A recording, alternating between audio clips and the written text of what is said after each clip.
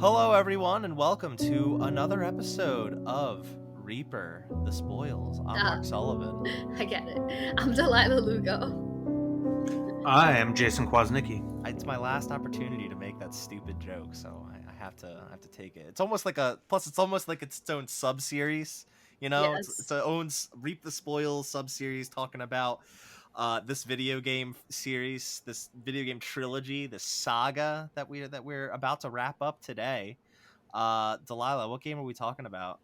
Mass Effect 3. Yeah, we are talking about the final chapter. Well, okay, we don't know that. The Right. presumed final chapter of Commander Shepard's story. This is the tale of Commander Shepard. Do you guys remember? No, I don't know what the fuck you're doing. All right, never What mind. is that? The joke is lost. It was a terrible joke. I mean, it sounds like a song that I know, but I don't remember Commander Shepard being part of the lore. No, there was like a YouTube video or something. It was a joke from like high school, like a joke video. This is the tale of Captain Jack Sparrow. You don't remember that? Oh, that's what you're referencing. I get it. Okay. It was a bad joke because you didn't get it. That's all. Yeah. Once you have to explain comedy. Sorry, everybody listening. That's all right. Yeah, we're talking about Mass Effect 3. We're wrapping up the Mass Effect trilogy, as it were, with this episode on the 2012. I don't know if we want to call it a mixed bag. We'll get into it, but yeah. Reap the Spoils is a monthly spoiler cast.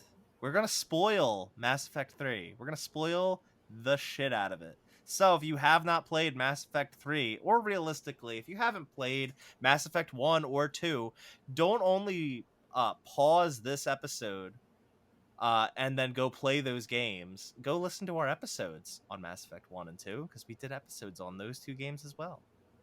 Go listen to those before you listen to this one. We're going to be spoiling not only those two games, but the episodes we did on those two games. And the last thing you want, I mean, you think the last thing you want to do is spoil the video game that we're talking about for yourself. The absolute last thing you want to do is spoil 2 episodes of Reap the Spoils. I put a lot of work on it. I almost platinumed one of them. You did. Almost.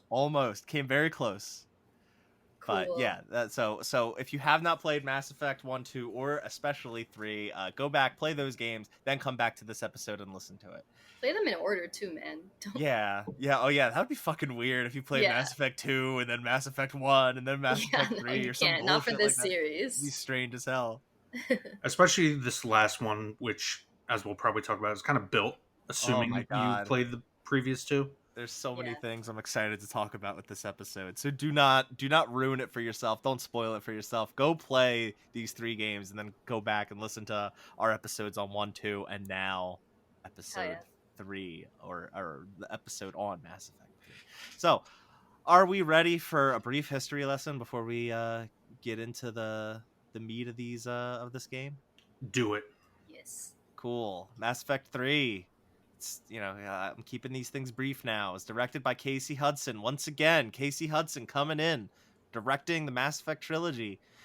This game had a bit of a difference with the writers. Once again, it was primarily written by Mac Walters, who we might remember was one of the co-writers on Mass Effect 2.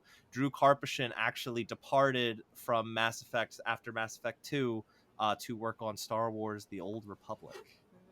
Yeah, you're talking about the MMO, right? Yeah. The Old Republic is that was developed by BioWare, wasn't it? Yes. Yeah. Yes. Yeah. Just being noted, Karpyshyn, very prolific sci-fi writer. He's got a lot of stuff on Amazon if you want to check him out. And he wrote the Mass Effect books or several of the books, the novels for Mass Effect, which we've talked about and still haven't read. I'm sure I definitely haven't. No. So yeah. That's we got Mac Walters being the primary writer on this game. He was a co-writer of Mass Effect 2, and this game released on March 6th, 2012. This time it was for the platforms that it was intended to come out on. It was actually like a simultaneous release. There was no like coming to 360 and PC at launch and then coming to PS3 years later. or a year later in Mass Effect 2's case. No, it came out for 360, PS3, and PC on March 6, 2012. And it was a Wii U launched game. Yeah, On I completely forgot that this was on the Wii U, and Yeah. I had a Wii U. Oh boy. The Wii U launched on November 18th. This was a launch title for the Wii U. Alongside such Wii U hits like Batman Arkham City Armored Edition and whatever other weird third part. Oh, there was an Assassin's Creed that was a launch title for the Wii U, if I recall. Yes. Just lots of bizarre third party ports that Nintendo was trying to get for that console. So this was one of those. So fun fact. And then the Legendary Edition, of course, came out on May 14th, 2021. That's the version I think all of us have played. Yes. I don't have either of you played the original release? Okay. I didn't play the original release all the way through, but I did watch a friend. So I remember seeing the original ending, and I remember my friend being really pissed off, and we'll talk about that later. Yeah, we will for sure. So for those of you who don't know, the original ending, there was a lot of backlash, but it was edited. But again, we'll get into that. And what I'll add just off the top right now before we give our final spoiler warning and get into the spoilers. There was I guess technically 9 pieces of downloadable content, but only like 5 main ones I'd say for this game, and that would be the From Ashes content, the extended cut, which was the enhancement or expansion of the ending, which came out on June 26th, 2012. So about a little over 3 months later, actually hit PlayStation 3 in Europe on July 4th, that same year. And then there was the Leviathan DLC, the Omega DLC, and the Citadel DLC spread out over the next year. So there were some other content primarily focused on like the I think just like extra items and maybe something for looks like it was I think there was promotional stuff, like I know one of the like armor pieces. So some of the armor is like related to like Dragon Age. It seems like it's just like certain pieces of equipment. But yeah, we'll be talking about all the major DLC. But the extended cut's the big one. Yeah, that came out in July 26th, 2012, a little over almost 4 months after the game came out, and that like really expanded on the ending to kind of quell the And if you're playing controversy. If you're playing on the limited edition, which most of you probably would be, Legendary, you mean? Or Legendary, I'm sorry. There you have no access to the original ending, so you would have to play the original game without the downloaded content to see the original ending. Yeah. All right. Final spoiler warning. We're about to spoil Mass Effect 3 and the subsequent 2 games. So if you have not played any of them, pause, go play them, and then come back to us. Okay? Are we ready? Oh yeah. All right. I think we can go in order of like the major events that I kind of want to talk about before we get to the ending. I feel weird like talking about the ending and then going back to some of that stuff. I feel like it would be better if we did the same order that we kind of did with Mass Effect 2. I want to start by talking about the opening. How did you guys feel about the opening to this game? So, oh man, the stunned silence. Oh jeez. In my opinion, because it almost feels like, even though there is technically, as you'll find out later over the course of the game, there is a time gap between the second game and the third. Yeah, it's like 6 months, I think. Yeah, I think it actually might be longer. Wasn't it like a year or 2? I think it's just 6 months. Hold on. I don't know. Go ahead, talk. Regardless, it feels like in order for this opening to kind of feel natural, you almost have to have played the second game right before you get into it. I would say more so you have to play the Arrival DLC. The Arrival DLC to make more. Because what happens if you don't do that, Jason? Because you loaded up a new save. Yeah. So originally, to test this out, I not just to test this out, but I just started a new game without importing my 2 playthrough, and it is awkward as shit because it just throws you into it. You have no idea. It just starts with the Reapers coming in, and Anderson is like, "Oh, they don't believe you," and all of a sudden everything blows up, and it gets into the invasion of the Reapers on Earth. Can we? It's Can just we? there's just no pacing to it. It's really fast and sudden, Okay. and it doesn't work as well, in my opinion. Even if you do import your save um, with that stuff about blowing up the Batarian um, Mass Effect relay in the end of The alpha relay, if I the Alpha recall. relay, yeah, and killing like all those Batarians to prevent the Reaper invasion in at the end of ME2. Well, Even not to prevent it, but to delay it. delay it, yeah. Yeah. Um, Even with that, it's such a short period of time. It almost feels rushed. It's not like the opening of ME2 where you almost felt like, oh, another chapter of the Normandy, and all of a sudden it's attacked, and then there's kind of a slow build. Oh, what's happening? Oh, he's getting revived. You're introduced to Cerberus in a way you've never seen them before, and then there's a lot that happens in a very compressed period of time. I felt like it could have been paced out, given a little more time to breathe. So I just to absolutely confirm, yeah, this is 6 months after Six Mass Effect. months, okay. Yeah, yeah. Mm. I think what maybe could have helped that is like just some sort of cutscene that just like very briefly sums up the very end of Mass Effect 2, and Yeah, then it says like 6 months later, and like it kind of makes it a little more obvious why Shepard's there for whatever the circumstances are. If you did Arrival, it's because he's kind of being tried by the council and kind of put on leave, forced to be on leave due to causing the death of like hundreds of thousands of Batarians, or whatever reason they contrive him being there, having if you haven't done that content. But Delilah, what were your thoughts? I thought it showcased the graphics really well because mhm, like seeing the Reapers in the distance, it set not only a scale for like how much the game has evolved graphically, but also just like how much shit has hit the fan, and like going through and like seeing like all these people dying from the Reapers, just like shit is going down. And like I was like, how is Shepard going to save this? Like when it was one Reaper, it was like one elusive man. It didn't seem so threatening, but now I'm like Shepard can't do this by herself. And I was just right away curious how they were going to end this.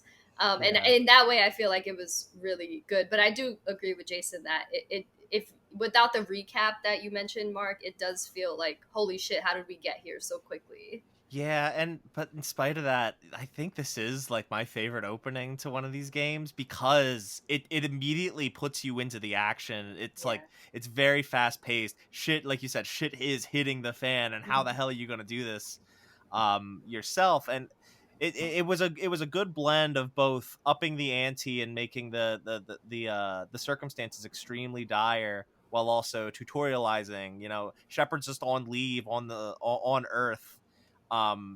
No one's expecting this to happen, and suddenly bam, it happens, and he doesn't have any of his stuff. So you're kind of just like dealing with very simple opening equipment, and it kind of contextualizes it almost that way. And I Mhm. I really liked the opening. Even the mission afterwards, where you go to Mars to go to the, what is it, the library, the research I kind of forget already, where you meet up with Liara and get the android lady. um yeah, I thought those opening few missions were the strongest a Mass Effect game has opened. Mhm. well, that's the thing is, when you get to the Mars, yeah, it works because technically the Mars mission is still a tutorial.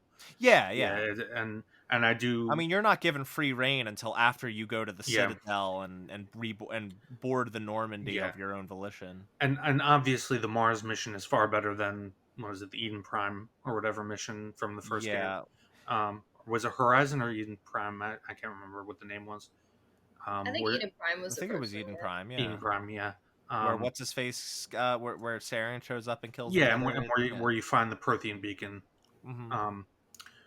Um, Definitely better. I mean, personally, my favorite is still the opening to two.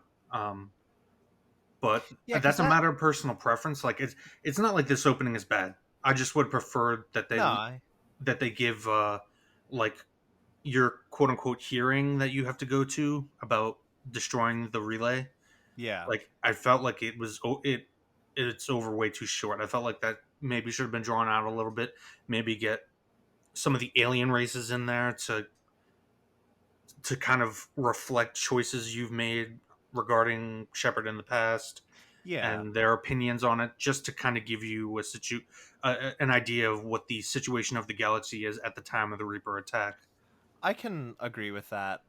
I can definitely go. I don't mind so much that the Reaper attack suddenly comes out of nowhere, because I think, that was always going to Hmm. happen. They weren't going to fully know exactly when the Reapers were Oh going to yeah, strike, but once that starts and you're running through the carnage with Anderson, it's cool. yeah, I just wish there was a little more before that to pace it out a little bit. That's my only critique of it. I don't think it's bad. I I just gotcha. yeah. Yeah.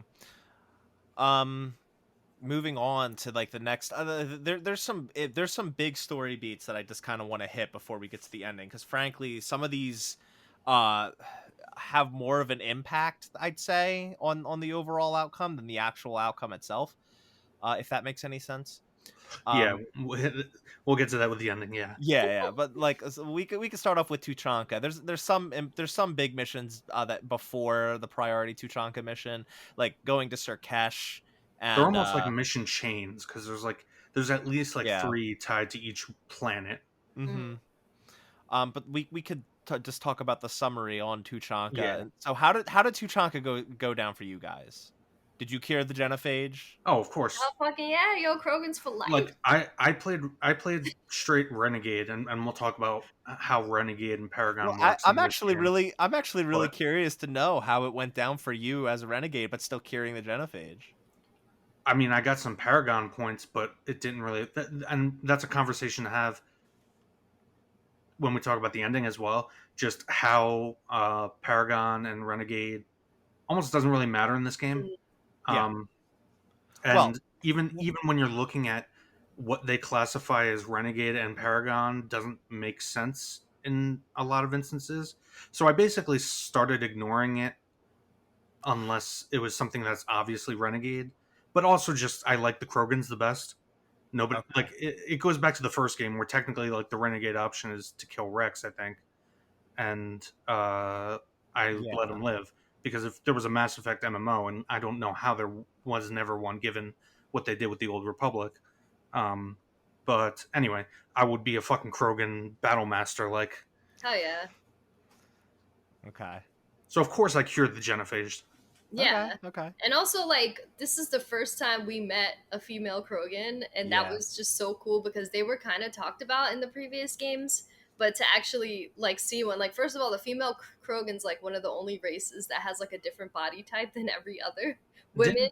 Didn't Like, we see one in 2? Wasn't there one in Rex's area when you go I there? don't think so. I think all the female Krogan were kept somewhere else. Hmm. yeah, Maybe. I could be wrong, but I think they No, were no, no. all You're kept right. You're right. separately. I'm thinking of the shaman guy that you have to talk to get Oh yeah. in order to get Grunt his ritual thing. Yeah, my bad. yeah. No, it's all good. I mean, it's just super cool to just see, like, find, like, we don't really see that many female Solarians. We don't really see that many female Krogans, and I feel like in this game we got more of that. And there's like a lore reason as to why we couldn't. Like, they kept them hidden for a Yeah. reason. Everybody's trying to knock them up and keep the Krogan race alive, you know. But yeah, it was pretty cool to interact with the female Krogan and just kind of get their perspective on what was happening with the genophage and shit like that. And she also ties into that Mass Effect 2 quest, Yeah. which was kind of neat the way they tied that together. Which Mass Effect 2 The quest? one where you're going through the labs. Oh, with Morden's loyalty mission you're Yeah, talking about. yeah. Yeah. Okay. Yeah. Okay, so Morden, how badly did you guys take his death? Morden, Not at all. why? I'm not. Not at I'm not gonna all? lie. All right, I'm not gonna lie. So Jason, you I was gonna make. monster. I was gonna make it. Well, hold on, hold your horses, because I was gonna make a joke at the beginning, like, all right, when you put in the notes opening thoughts on the game, I was gonna be like, All right, thoughts on the game? This game killed my favorite characters from 2. Fuck it, 0 out of 10 on the Kwasnicki score. End of review. But Morden was the one character, like, I really liked his send-off. I liked the way they handled it, and I liked the Yeah. dialogue. Even though I didn't care about the character, I did feel for him in that moment. I was never particularly attached to him as a character in 2. It was Absolute monster. it was like the other ones, like Thane and Samara, which we'll talk about later. But I mean, I'm glad you definitely agree that that Morden's his death send off was it was an awesome send off, and it the was. dialogue, and it, like, I cared about him more in this game for the brief time you're with him than I did probably the entirety of Mass Effect 2. Yeah, and as much as I, you know, as much as I mourn him and feel and sad that he was like, really, he was the first to go, Yeah. in most circumstances, um, yeah, like his arc, just his whole character arc is just, I think, spectacular. And His character development ties so well into the lore, it's insane. Yeah. Like, he literally went from being someone that was all about logic and science and studying and, like, kind of justifying the genophage, like why Krogan shouldn't be allowed to reproduce, to kind of, like, being more in touch with emotion while still being his, like, awkward, logical self. Yeah, technically he still justifies it as using logic, that it's no longer necessary. But, like, that's true. Yeah. But it's like you pointed out, it's a question to ask: is he using the logic as a face? Yeah, and I felt like his send off was just like proof that, like, it was more than just logic. It was like there was some emotion behind that. Like, I feel like he genuinely, like, empathized, and that was his way of kind of quote unquote repenting for, like, the work that he did that, like, affected this group of people, or group of Krogan rather. Yeah, his arc was like one of redemption for himself, and like having guilt over what he did, and then making it right in the end. And yeah, what a great character. It was one of 2 or 3 moments that I, like, teared up a little bit. Oh yeah, okay, yeah. Okay. Well, I'm excited to hear what the other ones are. Okay. We can I actually, let's there's one that I kind of lumped in together here, but let's talk about it right away. The you have to go back to the Citadel, and there's an attempted coup. How I wasn't expecting that. You know, usually the Citadel is I mean, you know, the ending of Mass Effect 1 aside, usually the Citadel is a safe place. So having to go there and well, about that. Yeah. But we'll get to that. Yeah, we'll get to that. But going there and having to crush this attempted coup by you find out it's Udina, and you know, I never liked Udina. Udina sucked. I chose Anderson to be. Yeah, I don't know who would fucking choose him at the end of Mass Effect 1 to join the fucking the council, and then, like, he was always just kind of, I never liked him. The thing is, like, I felt like they were trying to redeem him slightly. I don't know if it was at the end of Mass Effect 2 or the beginning of this game. I felt like they were trying to make him, like, better. Yeah, it was. You do have, like, a cutscene or two with him before the coup. If you go back to the Citadel enough, like, I was going there a lot because I was trying to turn in as much shit and do as many side things as I could. And it does trigger a thing or two where, like, he seems to be trying to be more on your level, as opposed to, like, the first game where he's just an asshole.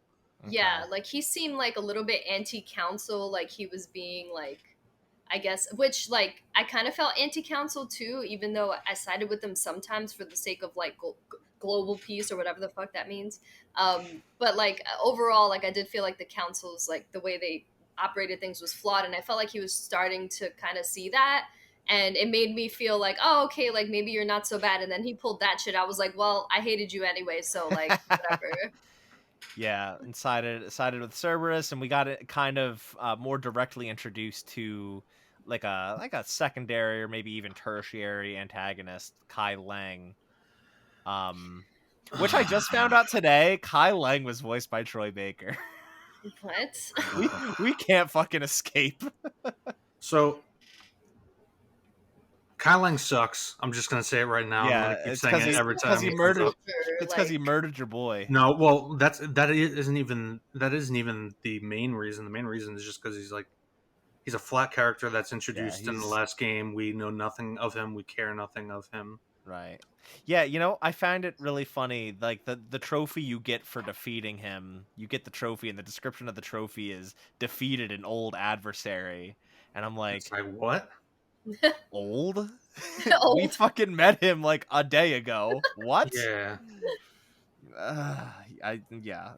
Kai Lang was not interesting. He His could have been, only but he The wasn't. only the only interesting thing about Kai Lang is that he gives Thane a honorable way out instead of just right, dying of a disease. Yeah, totally, and also he made for some good gameplay combat sequences that like Yeah. switch things up a little bit.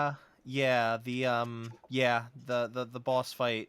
I guess both fights you do against him were actually um really fun and inventive and clever for Yeah, Mass Effect at least.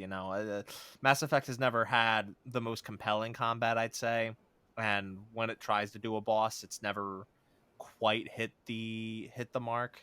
yeah, It's usually So like rock, paper, scissors, shoot, biotic, armor. we're just like, yeah, blow Yeah. blow whatever you have in your load on the boss, and then take cover and wait Use for things everybody's to reload. abilities simultaneously on them. Yeah.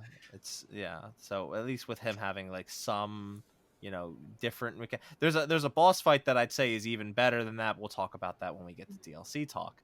mm. Um, but yeah, Kyle, at least the boss fights didn't suck for Kai Lang at least.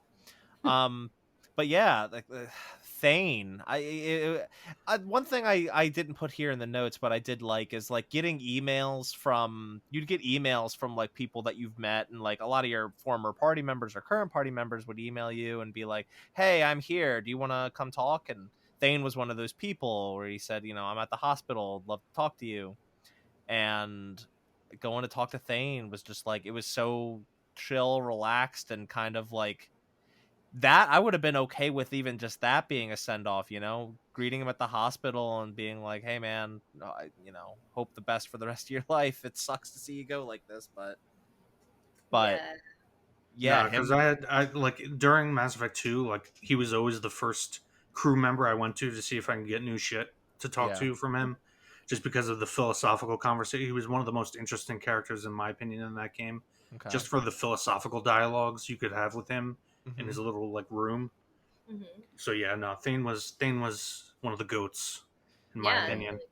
okay, Even okay, even though he knew the world was clearly going to shit, he knew his fate, and he just kind of wanted to live his last days just chilling, like like not not really stressing out as much as he can. yeah. Um, anything else about the coop to talk about? Oh, so this was interesting. What did you guys? Because I had to get Ash to trust me because she was my romance Oh for this run. So yeah, did you Oh guys end right, up killing her? no. no, Well, I had Kaiden, yeah, but I had Caden yeah, as well. uh, Yeah, I didn't remember. Go back to Mass Effect 1 or Mass Effect 1 episode. I forgot you I guys. didn't like Ashley. She's much more interesting. I will accept that she's not nearly as interesting in Mass Effect 1 or 2 as she is in this one. I He and has I much I more would personality in this game. I'll also say the same about Caden, to be honest. Like they were both my least favorite party members from Mass Effect 1. Caden was much more interesting now. Well, I think in Mass Effect 1 they were almost expecting most people to choose Liara as a romance partner. It's possible. So like yeah, they It is didn't more put as much. enticing to have Yeah, sex with an alien, so. especially one that's like Finally, a mind game where I can do that. especially one that like sex is like mind melding, which even if you don't romance her, you still do at the end or mm, towards the end, I should say. But Uh, yeah, but but yeah, yeah, no, Ashley is definitely a much better character in this game. Um, yeah, and I would say, like I said, I would say the same about Caden for sure. But no, I did not kill Caden. And he was hesitant during the coup. He was he was hesitant, but he did ultimately. I think he is the one that pulled the trigger on you, Dina. Yeah, it's based on it's. I read there's like a there you get points based on decisions you've made in the game leading up to that point, Yeah. and depending on how many points you have, they'll trust you or not. Well, So I like, think that's you know probably how down you to your morality. It's probably down to your no no paragon no or no. renegade. It has to do with dialogue choices. If you, I'm assuming Caden goes to the hospital instead of Ash Yeah. in the beginning. Yeah. Yes. So it depends when you go to the hospital. If you go to the hospital to visit, dialogue Oh, okay. dialogue that you have with them in there, and it also depends on your past decisions. So did you romance them in the past? That Hmm. gives Got you it. like an instant boost. Got it. Got it. Interesting. Also, respect to Caden. He's one of those. I think he can be romanced either as male or female Shepard. I think he's bisexual. So Really? Oh. yeah, I don't know if Ash is the same way. Hmm. Be Um, curious to know. I don't know.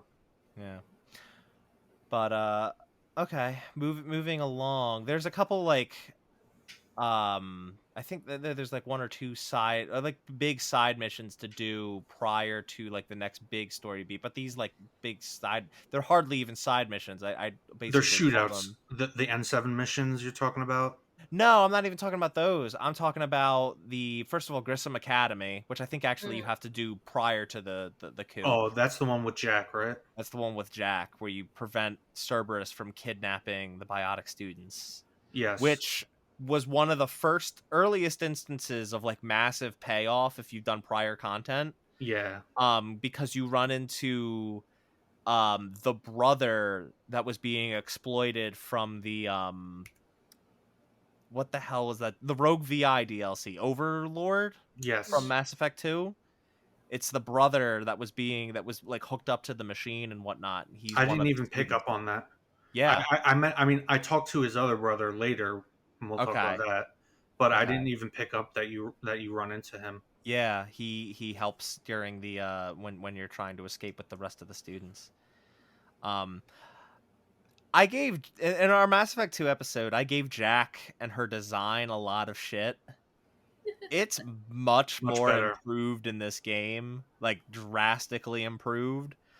I still think that the like white fishnet straps are kind of like come I on. think it's metal shit still. I still think it's kind of it's a huge improvement, but I'm Hey still man, just kind of like, oh, all right, I guess we're I doing this. didn't realize it, but at first when I was playing, but I found out I was reading apparently you can romance her in this. I But think and as part of it tempted me at one point. I did, as everybody knows, I romanced her in two. I'm sorry, Tally. Talon.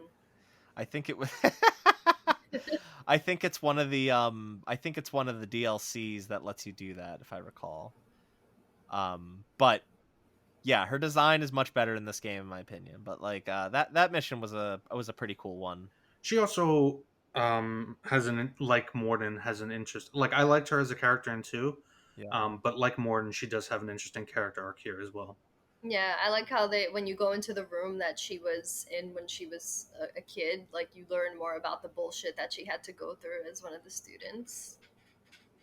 Well, that was in wasn't that Was that in two? And I'm Yeah, that was in confusing. I think two. that was in 2, yeah. Apologies, guys. I played the Mass Effect trilogy in the beginning of the year, That's all so right. That's all right. that's why I'm like waiting for you guys to talk, and then I'll chime in like when my Yeah, memory gets jogged a little bit. no, I'm more just talking about how she found a purpose as a teacher and how quote unquote her temperament was suited Yeah, to. you know Yeah, what?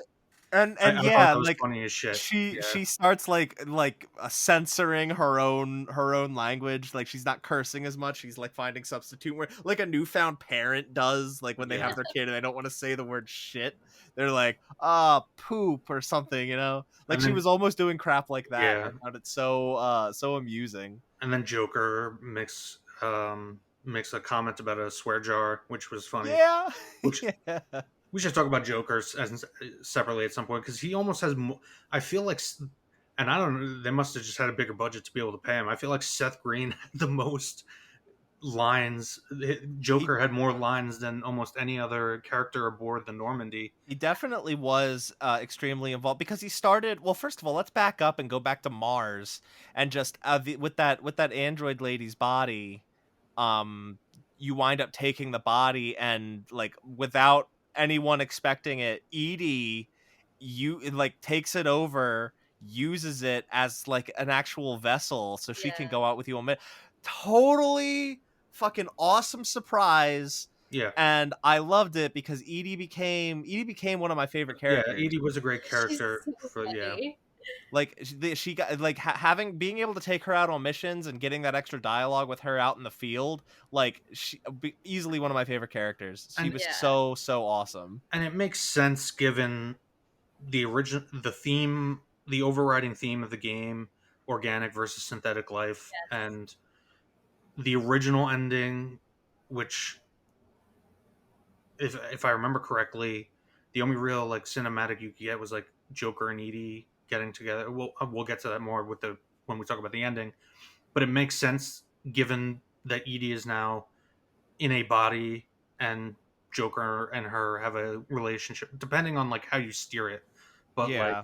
she pilots the ship with him. It makes sense that he gets a lot more dialogue, and it feels like when you're running around trying to talk with characters, see what they'll say, that you get in more like cutscene choice dialogues with Joker than anybody else And because that yeah. story is more relevant to the overall theme of the game. Right. Yeah, I was gonna make that point too. I feel like their relationship also felt really organic despite Edie not being inorganic. Just because of like their little quarrels in Mass Effect 2 and how he's like, oh, what is this AI trying to run my ship or whatever, and then they like he eventually warmed up to Edie and they would make jokes back and forth, and now that she's actually in like a form, of course like his relationship would be stronger with her, and he admits that like, oh, she's like hot, like she has like who wouldn't, you know? Yeah. Like Yeah. he's like And- not like denying the fact that that's part of the appeal of And Edie. I'm oh, sorry, also Mark. no, it's okay. I'm also really glad that the relationship progressed past that because his initial response to Edie taking over that body and sitting as his co-pilot was sexy robot lady, what? Yeah. And it was just like, oh god. It's Seth Green, man. You got it. I know, but like my point being though is I'm glad that the relationship did progress. It wasn't Yeah. just Joker ogling at this hot robot chick.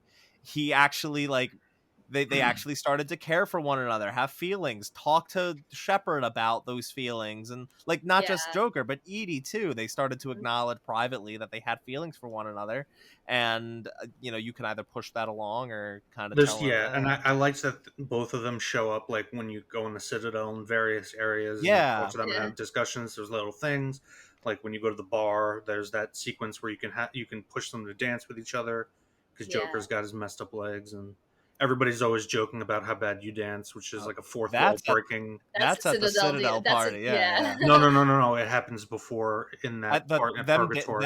Them dancing definitely happens in the Citadel DLC. It does. No, it happens there too. It happens multiple times throughout the Yeah, game. you're right. Actually, It happens at least 3 times. They make references okay. about Shepard's dancing. Well, being yeah, awkward. there's Yeah. that. I actually I'll put a pin in that for when we talk about the Citadel DLC. Well, I'll just say like I'm glad that they gave Joker and like Edie, well, especially Joker more dialogue here because I feel like their relationship is more integral to the ending than Shepard and whoever the hell she. Yeah. He or she is. especially in the original one, and it also gives, again, when we get to the ending, we'll talk about it. It gives Edie particularly, and her character arc gives more weight to your choice at the end.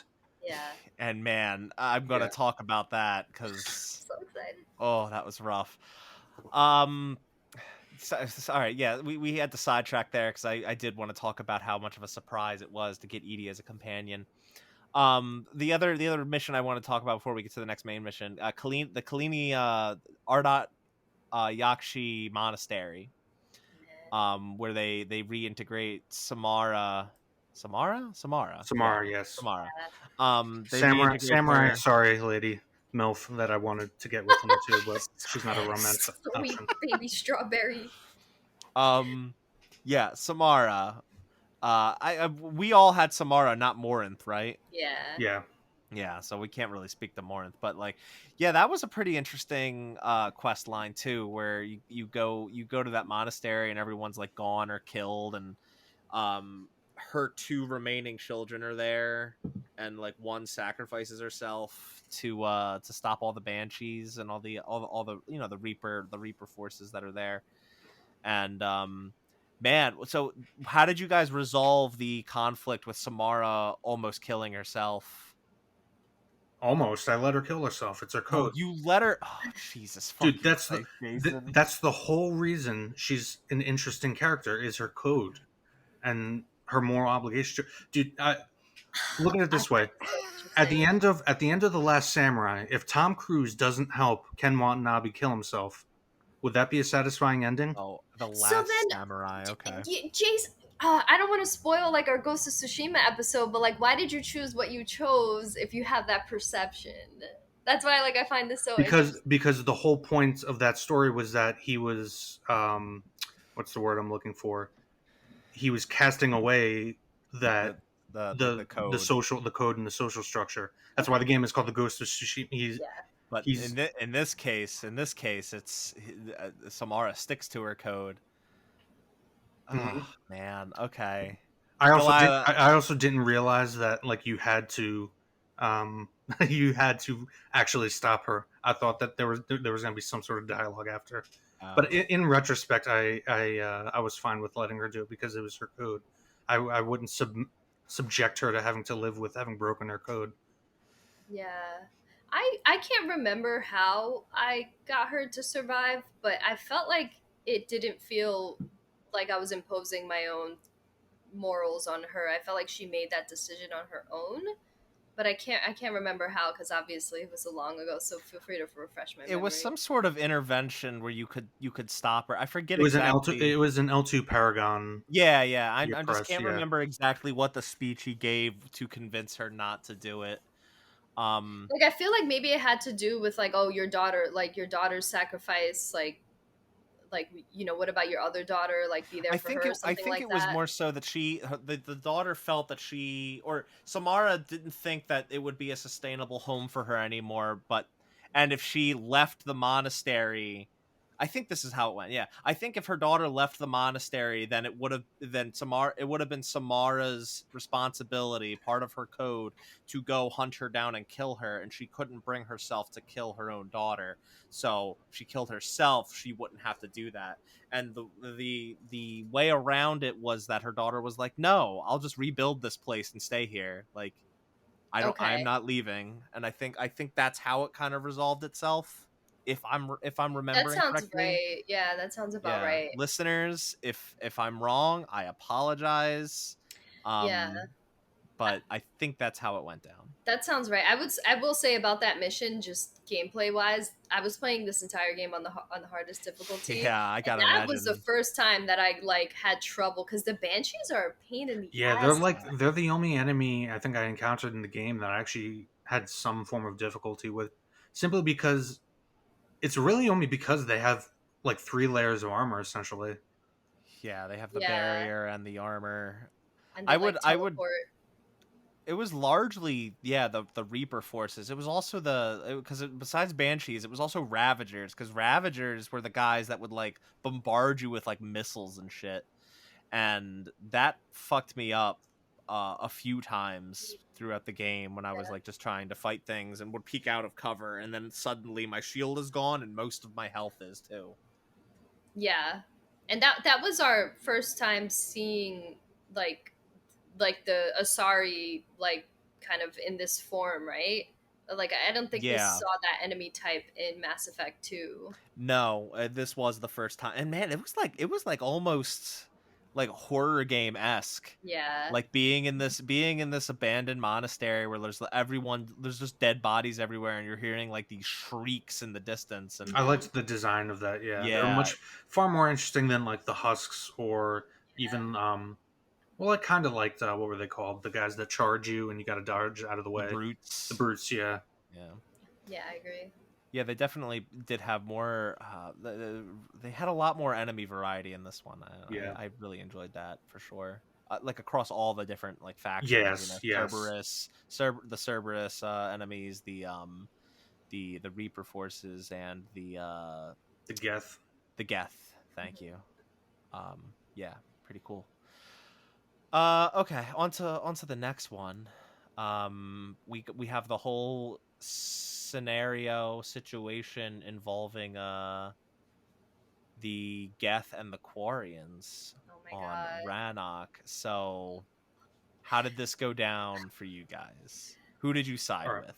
So I want to preface this by saying if you go back to our last episode, Okay, here we go. because of an ill-worded dialogue choice and because I hadn't played the game in so long, I accidentally didn't get Overmind as Legion. Legion. I'm sorry, as a character. I knew I could, which is what I was trying to do, but because of the way it was phrased, I accidentally handed him over to Cerberus, which locked me out from getting a Quarian Geth alliance. Interesting. Oh, okay. So, So I basically had to kill off the Geth. Okay. oh, Okay. I see. Which I feel like at that point for you, you had no real attachment to the Geth. You know, narratively speaking, you didn't have Yeah. Legion, so It affects your ending though, how high your power that's true. level Right. is. True. Yeah, this was one of the missions where so much of what you did in the past will affect the outcome of this mission, even if you make the quote unquote right choice. Yeah. And so me, I got lucky that I had made the choices that I would have wanted to get the outcome that I wanted, but I sided with the Geth, which ultimately helped the Quarians because the Geth kind of helped create technology that helped the Quarians exist without having to be covered all the time and stuff like that. And they basically coexisted. And even Yeah, Tali was able to like take off her mask and like look at the sun, and it was just such a beautiful moment. you also learn that the Geth let the Quarians escape. Like they could Yeah. have pursued and destroyed them, which is like a big lore Hmm. bomb, basically. Yeah. How about you, Mark? I negotiated a here's the thing. Like when with what you learn about the Geth, and how, because what you come to learn is that we know the Quarians created them, and then they kind of turned on them and attacked them, and the Geth kind of acted out of self-defense. We don't Right. really know that prior to this game, so learning what we do, like I couldn't fully bring myself to side with the Quarians. Right. It wasn't really their fault, or I'm sorry, it wasn't really the Geth's fault. It was kind of the Quarians' fault. But I was able to negotiate. I got, like, I guess the best outcome you could call it of that whole scenario, where I got the Geth to kind of be, they became good and assisted the Quarian with Yeah, so you got what I got. yeah. And who did you romance? Uh, oh, that's a contentious question for Oh boy. me. Oh I was geez. trying to be a slut. I was trying to like bang Oh, everybody, and oh, oh, You oh, were trying to pull a Jason? oh yeah, yeah, you guys were criticizing me. And by the way, we'll talk about it later, I count a kiss as a romantic conquest, so I got 4. Wait, one? What? Yeah, 4. What are you fucking talking about? you mean 4 opportunities? No, 4 conquests. Arya. Who? What? Arya Talak, who I wish was a romantic interest because she's one of my favorite characters. But She kissed you? What did you do to get her to kiss you? at the end, We'll we'll talk talk about about it. it. We'll talk about it when we get there. Yeah. Oh God! All right. So Delilah, who did you romance? Okay, can I just explain myself for a moment? I'm sorry. Yeah, go ahead. All right, so for the fourth trophy list, right? It kind of comes down to trophies, but also not. For the fourth trophy list, you have to like He's trying to make excuses romance now. across all 3 games. So I was Yeah. like, I wanted to romance at the earliest opportunity because I didn't know like when if I would be locked out of anything. And in previous games you could have multiple romances, whereas in this one you can only have one. So I got Yeah. locked into Trainer, and I did not want that. I wanted Garrus. And instead, one day, right before the final mission, I walked in on Garrus and Tali making out, Yeah. and And I thought you had to set that up in 2. I didn't realize that it just happens anyway in this one. if you don't romance either of them, yeah, like even though I romance Garrison too, and obviously Tali is heterosexual, so you can't as femshep, because I hadn't romanced any of them in 3, they hooked up. Man, And it was like kind of funny because Tali was like, "Oh, I just like am using you for your body, Garrus. Like it's nothing." And like that just seems so uncharacteristic for Tali because she's kind of like awkward and Yeah. a little bit like shy and yeah, letting her down in this one when I had to essentially deny her, that was an awkward moment. yeah. Real quick, who did you romance, Jason? Oh, I got back with Ash. Oh, okay, yeah, makes sense. I kind of accidentally locked myself into it, but I felt like it was the right decision. Gotcha. And yeah, I'll definitely echo the letting down the former lover thing. Telling Liara that we were just friends now was definitely Oh, that was sad awkward too. and brutal. Yeah. I was Although, trying to tell her that we were just friends too for Garrus, and then Trainer was the first one that like gave me the opportunity. I was like, "Well, cool." So I you thought that did was just like gonna be a fling. you did like the shower with Trainer. Yeah, and then like Nice. 2 other people offered themselves to me, and I was like, "Well, can I?" And they were like, "Oh no," and I was just like, it just seemed like a fling, like a one night, like he come in, goodbye, and it wasn't. She wound up Don't at you the know ending once cutscene you of my game, and I hated it. don't you know once you shower with someone you're basically married to them? That's how that Shit, works. I didn't know, man. I didn't yeah, know. thank God I was playing as a male, because when you invite Trainer up, I didn't realize that was a romance thing. Yeah, And then that was the and same thing with me. and when I accidentally, because I was just trying to do renegade things, and I didn't realize there was a romance option, but then she turns you down because she's homosexual. She Yeah. doesn't go for men. So like it was like, oh, lucky break for me, because that would have ruined everything Damn. else. Yeah. Yeah, I found I because similar to you, Delilah. Like I would look at the trophy list and I knew that I knew it was like easier to romance someone in this game, but like I also found out in my research once you're locked in with a romance of someone, you can't romance anyone else. Damn. And when It's the end of the world. Why?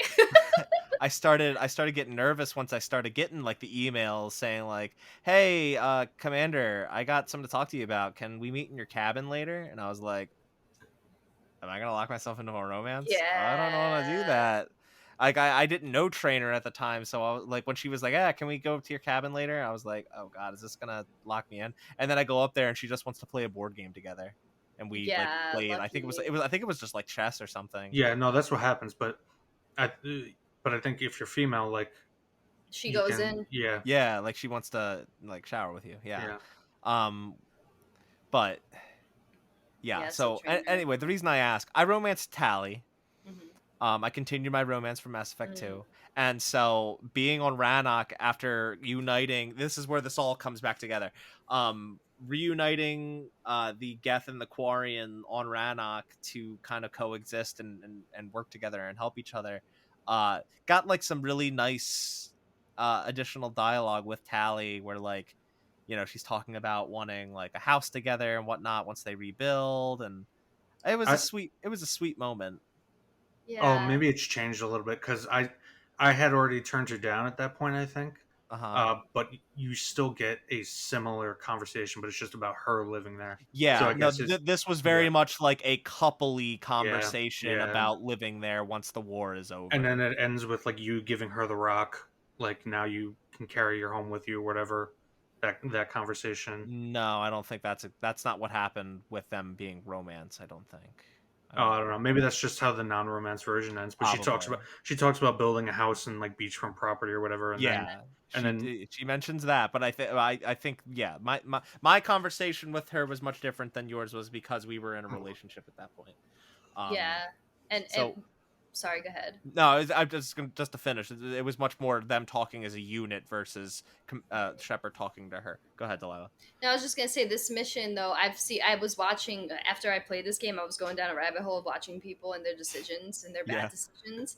And there were some people that chose to side with the Geth, but because they hadn't done some side mission prior to it or something like that, Uh-huh. the Quarians still wind up dying and the Geth still wind up dying or something like that. And it was Oh. like just a really shitty outcome no matter what they chose, where they had to go back missions ahead and do the correct. I think it was a mission with Anderson or something do the Okay. correct choices for that, and then they were able to get like the quote unquote better outcome. Yeah, and I do want to just add real quick, like, if you came to this episode looking for us to break down every decision and whatnot, you're not getting it. no. Like, we don't, like, there's so We're just much. covering the major beats. Yeah. Yeah, there's so many branches where you can get like slightly different dialogue or a different outcome or a different cutscene or whatever. It's like we don't have that kind of time to No, break all but that like, down. listen, the comment section exists for a reason, Yeah. so you could tell us like anything. And hey, third time, third episode, third time I'm shouting my boy Alex out. Shout out to Alex. He he's broken down like some of the different like outcomes and stuff for me. Like he's told me like, you know, I'll get to a bit. I would have gotten to a big story beat, told him, and he would have been like, okay, so if you had not done this, or if you had done this differently, love like that. this would have actually happened. And then he sent me like videos. The video he sent me for like the renegade options for this Rannoch mission actually results in like Tally killing herself. It's like really sad and Yeah, I tragic. saw that option. Yep. And like he also sent me one for like if you sabotage Morden when he's trying to cure the genophage, and like he basically winds up dying on the elevator ride up the tower and like crawling to the button, Oh Mhm. no. and like it's really fucking sad. Damn. Well, it's the same thing with I had to kill Legion, and Yeah. basically what happens is he goes like the consensus was right to try to Wow. kill everybody, and he grabs you and picks you up, and he almost kills you until Tally stabs him in the back, Wow. and is like, "Good riddance." Holy But crap. Other- that's right after you learn all the information from being plugged into their consensus, and you do that Yeah. whole like little mini thing. Yeah, and that's another thing I wanted to bring up was that mission before Rannoch on the Geth Dreadnought. That was really cool, like kind of Yeah. going into their hive mind and piecing together what happened with the history of the Quarian and the Geth. It was really cool, like because it was like something new, it was something different. You got that one like weapon that lets you break the links and stuff. It was funny. I kept thinking about Nier Automata during yeah. that mission. It basically is like kind of like that, I like that mission from a lore perspective, but I thought gameplay wise it was really boring. Oh, I Yeah, loved it. Gameplay wise, loved it. gameplay wise, it did start kind of wearing away, but because the lore dumps were so like, it was a cool way of doing exposition. Yeah. I didn't mind it, even though in the back of my head I'm like, oh, I gotta do another one of these. Yeah.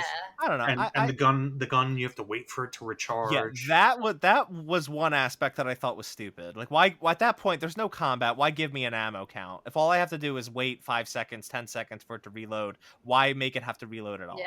I definitely agree with that. But no, I loved it. I thought it was a great change of pace. It was something new, something different. I really liked it. Yeah, it was cool. I don't blame you guys for not liking it. I certainly see. No. I why liked you it. didn't. I liked it. Okay. I'm just saying that's my only complaint was that the gameplay, like it towards the end, I felt like it dragged just because of that ammo situation. Mhm. Yeah, and I'll agree with that. The other thing I want to talk about with that whole scenario, that fight against the Reaper was cool as hell. Yeah. Yes. And I heard from my buddy Alex. He told me that's actually like kind of controversial because the mechanics aren't relayed to the player very well, and I could see that. I actually It died to says- that section more than any other section. What's that, Delaila? I was gonna say it's pretty simple. I don't know. I died a lot because It was the only dodging time- that. Yeah, it was Dodging the only that time laser. I dodged. It was. I mean, it was the only time I died in the game. Was Yeah, getting okay. hit once in that section, and it was only because it was the last shot you had to hit, and I miscalculated how much time I had between Well, the laser hitting me. Yeah. It doesn't really tell you that you can stop targeting and it won't lose like your targeting progress. Right. So I didn't I know thought that. I had to do it all in one shot. So I died numerous times with Mm. that in mind, thinking I was just fucking up the timing. Right. And then once I realized that it actually retains your progress in aiming, I kept fucking up the timing of dodging. So that made it more difficult. Right. But yeah, I no matter the mechanics or whatever, I just thought the scale of it, seeing the Reaper that close to you. and like you're not fighting it with an army, you're not fighting it with in like anything remotely its size. You're just Shepard with a targeting laser. Mhm. Yeah. Like Although fucking awesome. I will say, it's hard. I don't know which one I like more. We didn't really touch on it when we talked about um, Tachanka. I don't know because this one is so cool because it's just you taking on a Reaper almost by yourself, Yeah. even though technically you're just targeting it for a fleet. But whatever, still, it's fucking dope.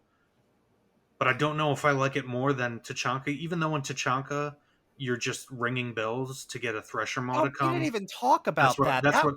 Yeah, that's what I was about to say. We skipped over it, where you get the giant mother of Thresher Maws to come, and there's like basically a giant Godzilla fight between the Thresher Maw and the That Reaper. was Yeah, so that was fucking really cool Yeah, cool. too. Like yeah, that was awesome. Yeah. Yeah, and that was like a cool primer to reach the point where you're fighting off against the Reaper on Rannoch, because like that was the first Reaper that you fight face to face, and like you didn't really fight it, you just convinced this Thresher Maul like, hey, go fuck this thing up, and you do, and it was totally cool. And then Rannoch comes along, it's like, you don't have a Thresher Maul this time, it's just the Yeah. Reaper, Shepard, and a targeting laser. I think this one, the one on Rannoch, is also cooler just because you talk to after you like knock it down, you have dialogue with it afterwards, Mhm. and that's a Yeah, pretty kick ass. Depending on the choices you make, I guess. I don't know. I was doing Renegade stuff. yeah. Mm. All right. The next one that we should, I guess, talk about is the whole scenario, a sequence of events involving going to Thessia and then invading Cerberus HQ.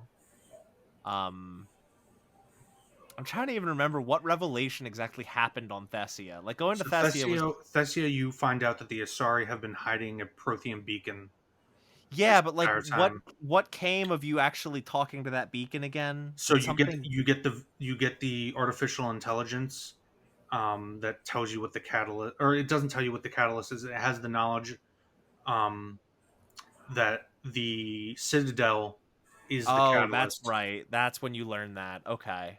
but you don't learn that then because before it can tell you that Cerberus steals the Prothean VI. Oh, okay. So you actually, okay. That's why we invade Cerberus HQ, was to find out that information before Yeah. it.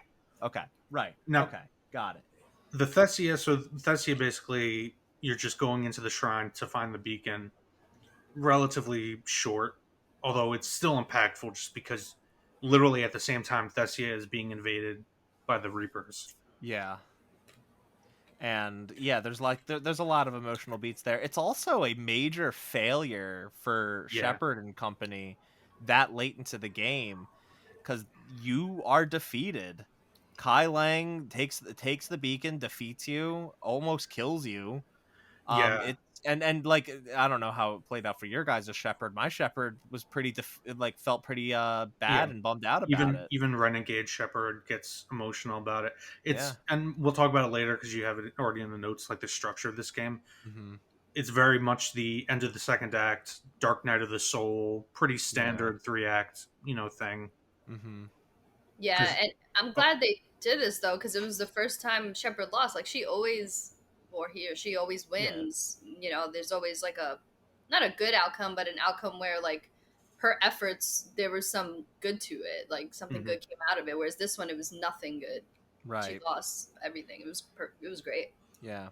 And then I subsequently I thought we already talked about the Kai Lang boss fight, but invading Cerberus HQ was also Well, uh before that, we should briefly talk because before you get to this, because going to the Cerberus HQ, that's the cutoff point. It's kind of like you can't do any of the other stuff before that because from there it kind of spirals into the yeah. finale. Um, but before that, you go to Horizon to get the location of Oh yeah, Cerberus that's HQ. right. And I actually wanted to ask you guys: had you been doing the Miranda stuff leading up to it? Yes. Okay, so you were doing Yeah. the Yeah, dialogue with her. that's right.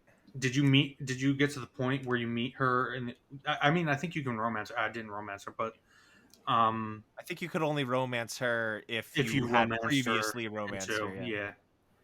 But did you get the dialogue option where she tells you about like she wanted to basically put a like a chip inside your brain when they were reviving you. Yeah, and I didn't really respond at all to that. Yeah, I I was don't. I kind of don't think like, you I liked mean, Miranda. I don't think you liked Miranda at all as a character, if I I remember correctly from two. I thought I didn't like her at first. She grew on me, but like when she told me that, I was just kind of like, am I supposed to be surprised? Like, I'm not at all shocked about this, you know? I think it was supposed to like. I didn't feel as impacted by that as other characters from Mass Effect 2 and their arcs. So like I get you, because like I didn't see it as impactful. But then again, that's just the way Miranda comes off. I think it's a tone thing and a delivery thing. Mm, But it is kind of like a character arc moment where she feels regret for something, Mm. shows some compassion towards you. yeah. What was her reasoning for that? Because I don't even remember that. She says she just feels guilty about it, which in and of No, I meant itself, sorry. I meant like why they put the chip. Why she wanted to put the chip in initially. Do you know?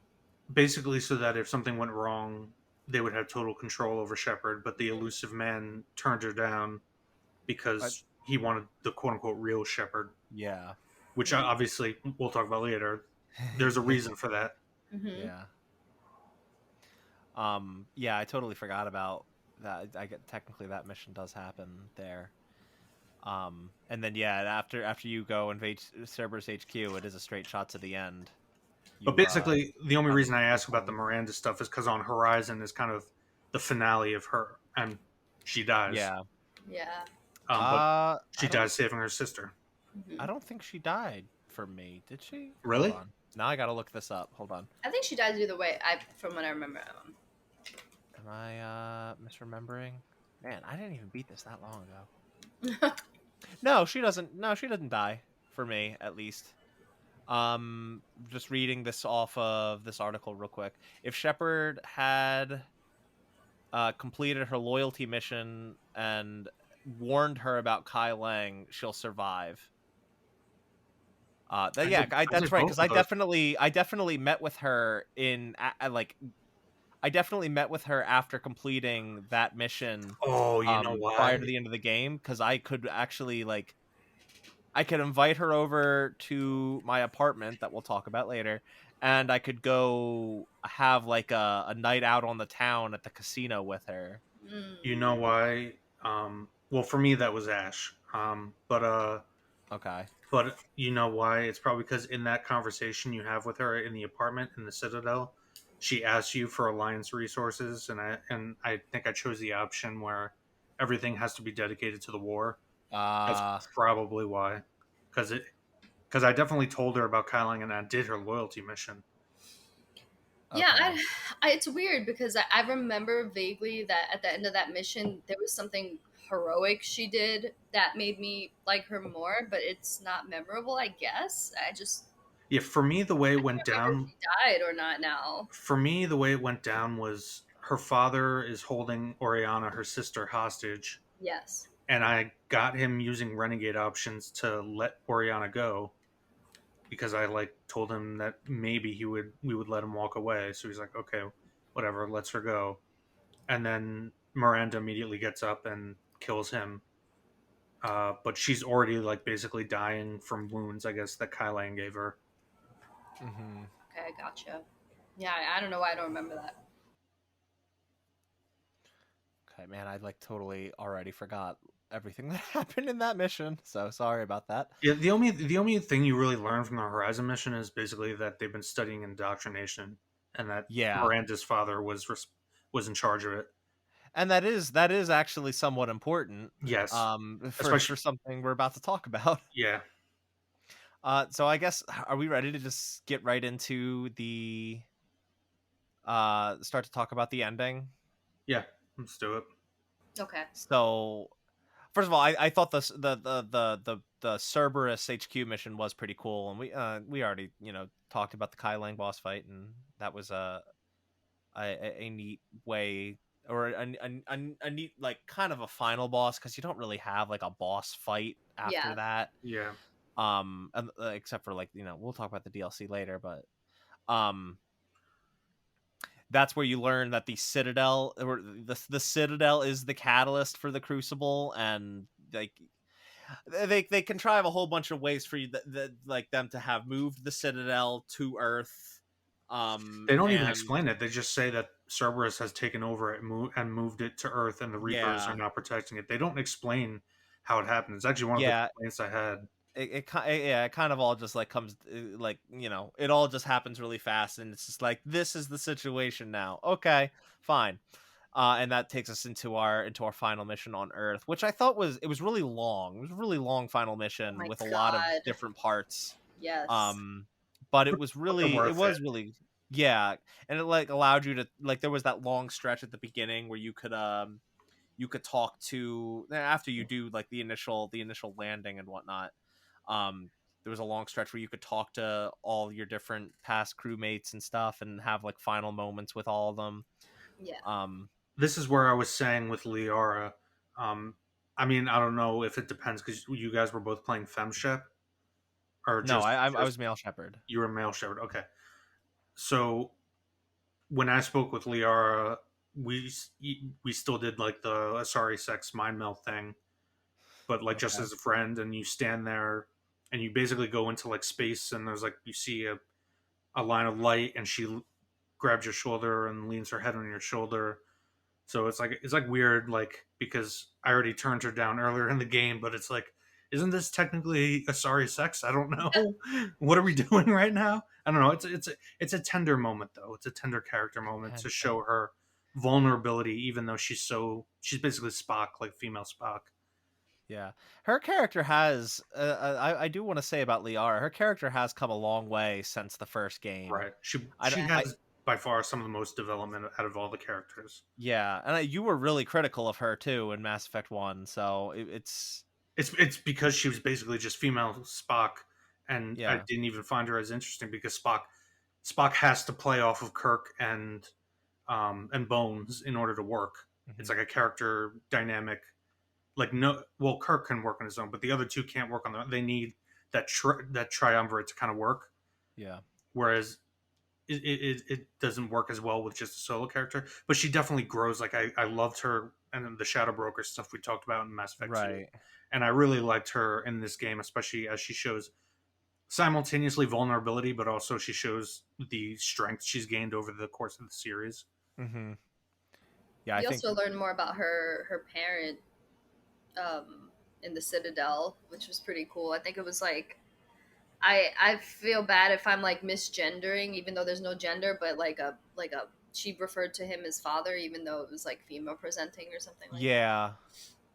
Um. That was really cool. Yeah, I do Like vaguely remember that. Wait, it was like a. I think if you talk to her in the Citadel, it was completely optional. It wasn't like a mission or anything. oh Yeah, yes, like the in between bartender, missions. the bartender that's like Bartender. kind of watching her. Yes, That's right. Okay. Yeah. The bar. yes. I completely forgot Technically, they're about that both too. technically the Asaris. They're all females, but yes, it kind of they gave No, I think they're just all genderless. no, they're all females. Trust me, this is lore. They're all females. Okay. But But but anyway, they do give. Yeah, I don't know Delilah what like if it would be I misgendering or think what, but yeah, they give a Liara referred to that person as her father, right? it's her father technically, yes. Like typically the Asari breed outside of their species so that they can get as complex a DNA pool as possible. Mm-hmm. It's like really weird. They're basically space parasites, but Mm-hmm. we talked about that a little bit in Mass yeah, Effect yeah, One, yeah, yeah, in our episode on that. yeah. But yeah, they give her father like a female or I'm sorry, a male kind of voice to kind of differentiate, I guess. No, I think she was still like she still had a female voice. It was just that It was a much deeper voice It was than I deeper. think she typically. was also, if I could be wrong about this. I think she was also the bartender in the one place on Ilium in Mass Effect 2. I think it was the same bartender, but I could be Yes, wrong about that. I don't remember it from Mass Effect 2, but I think that Shepard makes a comment Okay. that Yeah. weren't you the sorry on Ilium, yeah. Okay. And it's also revealed that Liara knows that Yeah, Liara yeah, yeah, she knew all like the whole time, and I think you can convince her to go talk to her or not. yeah. Yeah. Um Yeah, there were a lot of cool moments on the Citadel that you could have with your companion. I really loved the one with Garrus. Um, we didn't talk about the Paladin mission. I didn't really feel that there was a need to. It was just once again a mission early on for you to go get the Turians on your side and reintroduce you to Garrus and get him back on the team. Mhm. And I love Garrus. I'm always excited to have Garrus, but it was kind of like a means to an end mission, not really something I felt we needed to talk about. But there Yeah. was a moment on the Citadel that you could do with Garrus where you break the rules and you like drive a car up to one of those like sky bridges on the Citadel, Yeah. and you like throw bottles and snipe them Yeah. together, and you can like let Garrus win the competition. I don't remember why I thought you did golfing. I don't know why I thought you like. I remember going up there, but I don't remember. I don't know why I thought you basically were golfing off the top of the Citadel. But whatever. I guess Same I guess thing. you could call it a form of golfing. I don't know. Yeah, I don't know. But yeah, there were lots of cool moments like that on the Citadel. But anyway, back to the final mission. We gotta get on to the ending. Yes.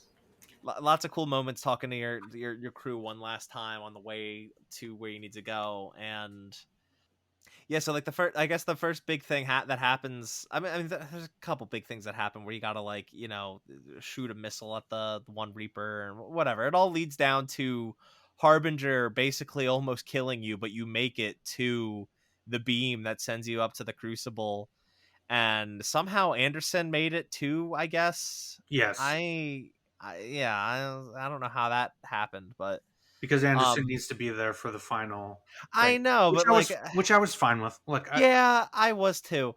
But like as we alluded to earlier, the elusive man has the ability. We come to find the elusive man has obtained the ability to indoctrinate, Mhm. and he begins to indoctrinate Anderson, or does indoctrinate him, I guess. And like, how did you guys handle this encounter with the elusive man? I killed him. Yeah, I just shot him straight up. Even though it was a renegade option, I was like, nah, like I you're ain't not fucking gonna with get you. Anderson. Well, as we'll talk about in a few minutes, it doesn't really matter if it's a So, renegade option. Yeah. Do you guys know what happens, I guess, if you don't just like shoot him? Well, it shows. I had blanked out options, and I was confused as to why I couldn't choose them. Uh-huh. And I don't remember exactly what they were, but I had two blanks. It showed the sentences, and I could read them, but it wouldn't let me choose them for some reason. I think like the dialogue that you have prior to like how you respond to him when he's explaining Yeah, his whole purpose. I think and I didn't look up what the alternative was. Well, what happened for me was I kind of convinced him, like, this is like, I convinced him that this was wrong, I guess, at the end of the Yeah. day, and he wound up just shooting and killing himself, which Uh, thus then freed Anderson. Does he still shoot Anderson, or does he still make you shoot Anderson? I think so. I think Yeah. Anderson was still shot for me, but he wound. I convinced him to I mean, stop, and he yeah. killed himself. I had that same outcome too, but prior to that, he still like pointed his gun at Anderson. You had to make like a quick decision, Okay. and I think that if you don't shoot the elusive man, he winds up shooting Anderson anyway. Or Okay. Yeah, because because Anderson did get shot. Yeah, aside from Anderson getting shot, the big reveal of that scene is that the elusive man is indoctrinated by the Reapers. Right. Yeah. Despite him, he's able to indoctrinate, but his whole goal of controlling the Reapers kind of backfired. They wound up controlling him at the end of the day. So I thought it was kind of a lame send off for him. We never really learn a whole lot about him. Yeah. And oh yeah, he's the elusive man. I fucking get it, but like, at the not learning that much about him just kind of made him a bit of a lame villain at the It's end of Martin the day. Sheen, man. No, it's Martin Sheen. Yeah, I Gotta fucking know count it's for something. I know it's Martin Sheen. All right, Jesus. I Go ahead, don't Delilah. I don't disagree with you, but I do feel like if you have a certain perspective or a certain way that you want things to go, he might seem like someone that's compelling, like someone that you agree with. And I think that's what makes him interesting because like you could kind of see where he was going, kind of like Saren in Mass Effect 1. Like you kind of understood why he was doing what he was doing, but his methods were like harmful in the end. Yeah, empathetic. He's empathetic, just Yeah, not I just thought sympathetic. at Yeah, some point the elusive man wouldn't be so elusive. I felt like we're gonna learn some shit about him as to why he was so like pro-human and anti everything else, how he got his resources even. Like, yeah. I mean, I feel like the problem was that the elusive man was always meant to be the um kind of overarching antagonist for those last two games. yeah, But the problem was, because this isn't Metal Gear Solid, they couldn't just have the elusive man jump in a giant robot and be the final boss fight. yeah, So they had to come up with Kai Lang. Do you know what I mean? yeah, I guess so. Like, I feel like if they could have found a way, they would have made the elusive man the actual final boss fight. Hmm. Interesting. Well, we didn't really get like a final boss fight because Yeah. after the elusive man. Well, first, I just want to note those Okay. final moments with Anderson. I feel this is why I accepted Anderson just mysteriously making it on with you, because I felt like it was really poignant, because you start the series with Anderson. He's like Yeah. the first character you meet, and you end it with him. And there's that really like touching moment of dialogue with the two of you just sitting there, basically like he's dying, he's almost dead, you're dying basically, and you're just staring at Earth from space. It's a really nice. It was one of my favorite moments of the game. Yeah. Yeah. And Yeah. Sorry, go ahead. no, I was just gonna say Anderson of all characters felt like the most like not fatherly figure, but like the Shepard was like Anderson's apprentice in a way. Like I feel like Yeah. he taught her the most out of everyone, which like Shepard doesn't really need an apprentice because like she is a badass on their own right. But like like he like which we'll get into the DLC, but like he gave her the apartment and like He is basically a father figure. he's like Yeah. a father figure, He's like yeah, like a master. or a mentor at the very Mentor, least. that's the word I Yeah. was looking for, right? I don't know why I've been watching too much Star Wars shit. But yeah, mentor is exactly the word I I was mean, looking technically, Shepard does have a mother, which like I was confused because you get an email from her about talking to her on the telephone at one point, for. and Really? I kept I don't going to know the if I cabin. got that. I kept going to the cabin. Did Hackett ever mention to you that your mother was working on the Project Crucible? I don't think so. I don't I remember. got that. Huh, That's really interesting. cool. Actually, it might be based off of your origin. I was just about to Mm, bring that up. It might differ based on your origin. I Yeah, I because don't even remember what my origin is. ever since I got that email, that entire last third of the game, I kept going to the cabin to see if I could call my mother because I thought that'd be cool. Hi, But mom. yeah, but anyway, he's basically the closest thing you have to like a, a parent. Yeah, Yeah. yeah, so it was a nice moment. yeah. Okay. Totally. Anyway, you go to the Crucible, and this is where shit gets wild. You got that little kid. First of all, those dream sequences throughout the game, They were so slow. they were so slow, and they were kind of like a little too obtuse for my liking. It was kind of like I'm still not even positive like what the hell those were all about. Like it seemed like it was that kid that's on Earth at the beginning of the game that like disappears through the ducts or whatever, and like that kind of formed in Shepard's mind as like Well, he you also know some, dies. Yeah, as they're leaving, you see his shuttle get blowed up. yeah, blowed up. Yep. Uh, Blowed yeah, up. and like I guess that was like kind of haunting his dreams, but like that's the I guess that then I think it's like the same kid, right? That gets projected and Yeah, appears to you as the catalyst. And Yeah. what catalyst ultimately is the thing that just like that kicks off the cycle. And what it ultimately asks you is like, what do you want to do? And you're given technically you're given three choices. There's a fourth. I don't think any of us did it. Okay. So So go ahead. first of all, let's just start and talk about this without the context of DLC, Okay. because that's the way it was originally presented. Okay, sure. Go Yeah. ahead. So basically, the Catalyst is in charge of the Reapers. So you get a couple of different options. One I accidentally triggered my first way through, where I refused the choices because I was trying to be like, no, I reject this. yeah. And then the game So just you, ends with the Reapers winning yeah, and harvesting everybody, and the game just ends with like a little clip of, what is it, Liara's Liara. beacon that she makes, Mm. saying like, we failed, but you can succeed, and that's basically it. Mm. Yeah. So that's if you refuse the choices. What and that's the ending you got? So 'cause I told you the first time through, I wanted to try to replay it a couple times and Yeah. get each one. Okay.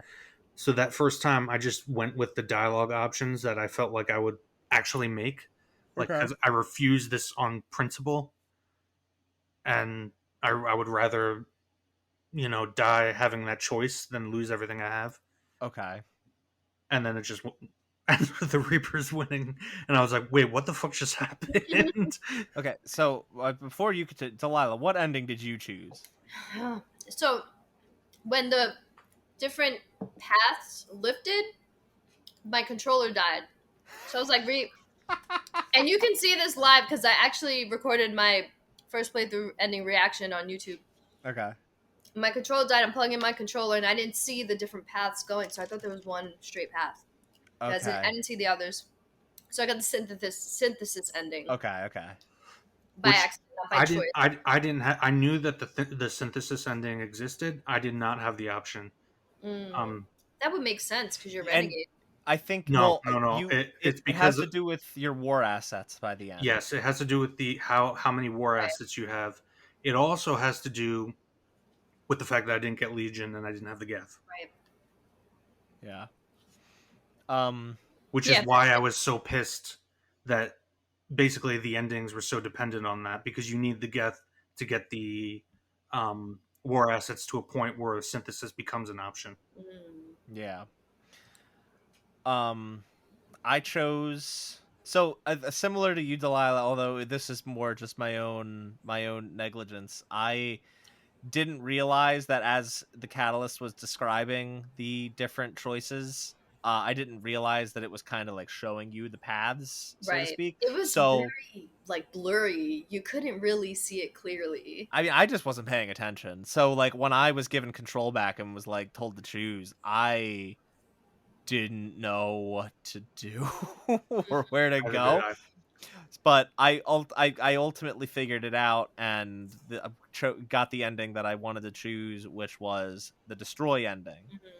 And the three endings you're essentially presented with, again, there's the fourth that Jason outlined, where you can just reject everything Well, and the one I actually wanted to choose was destroy, and that's the one right. canonically that I chose. But I did experiment with the other ones And to to be see. clear, to be clear, like none of these endings are technically canon, but there is one that's generally accepted as the canon ending according to fans, and that is the destroy ending. And the destroy ending is killing all synthetic life, including the Reapers.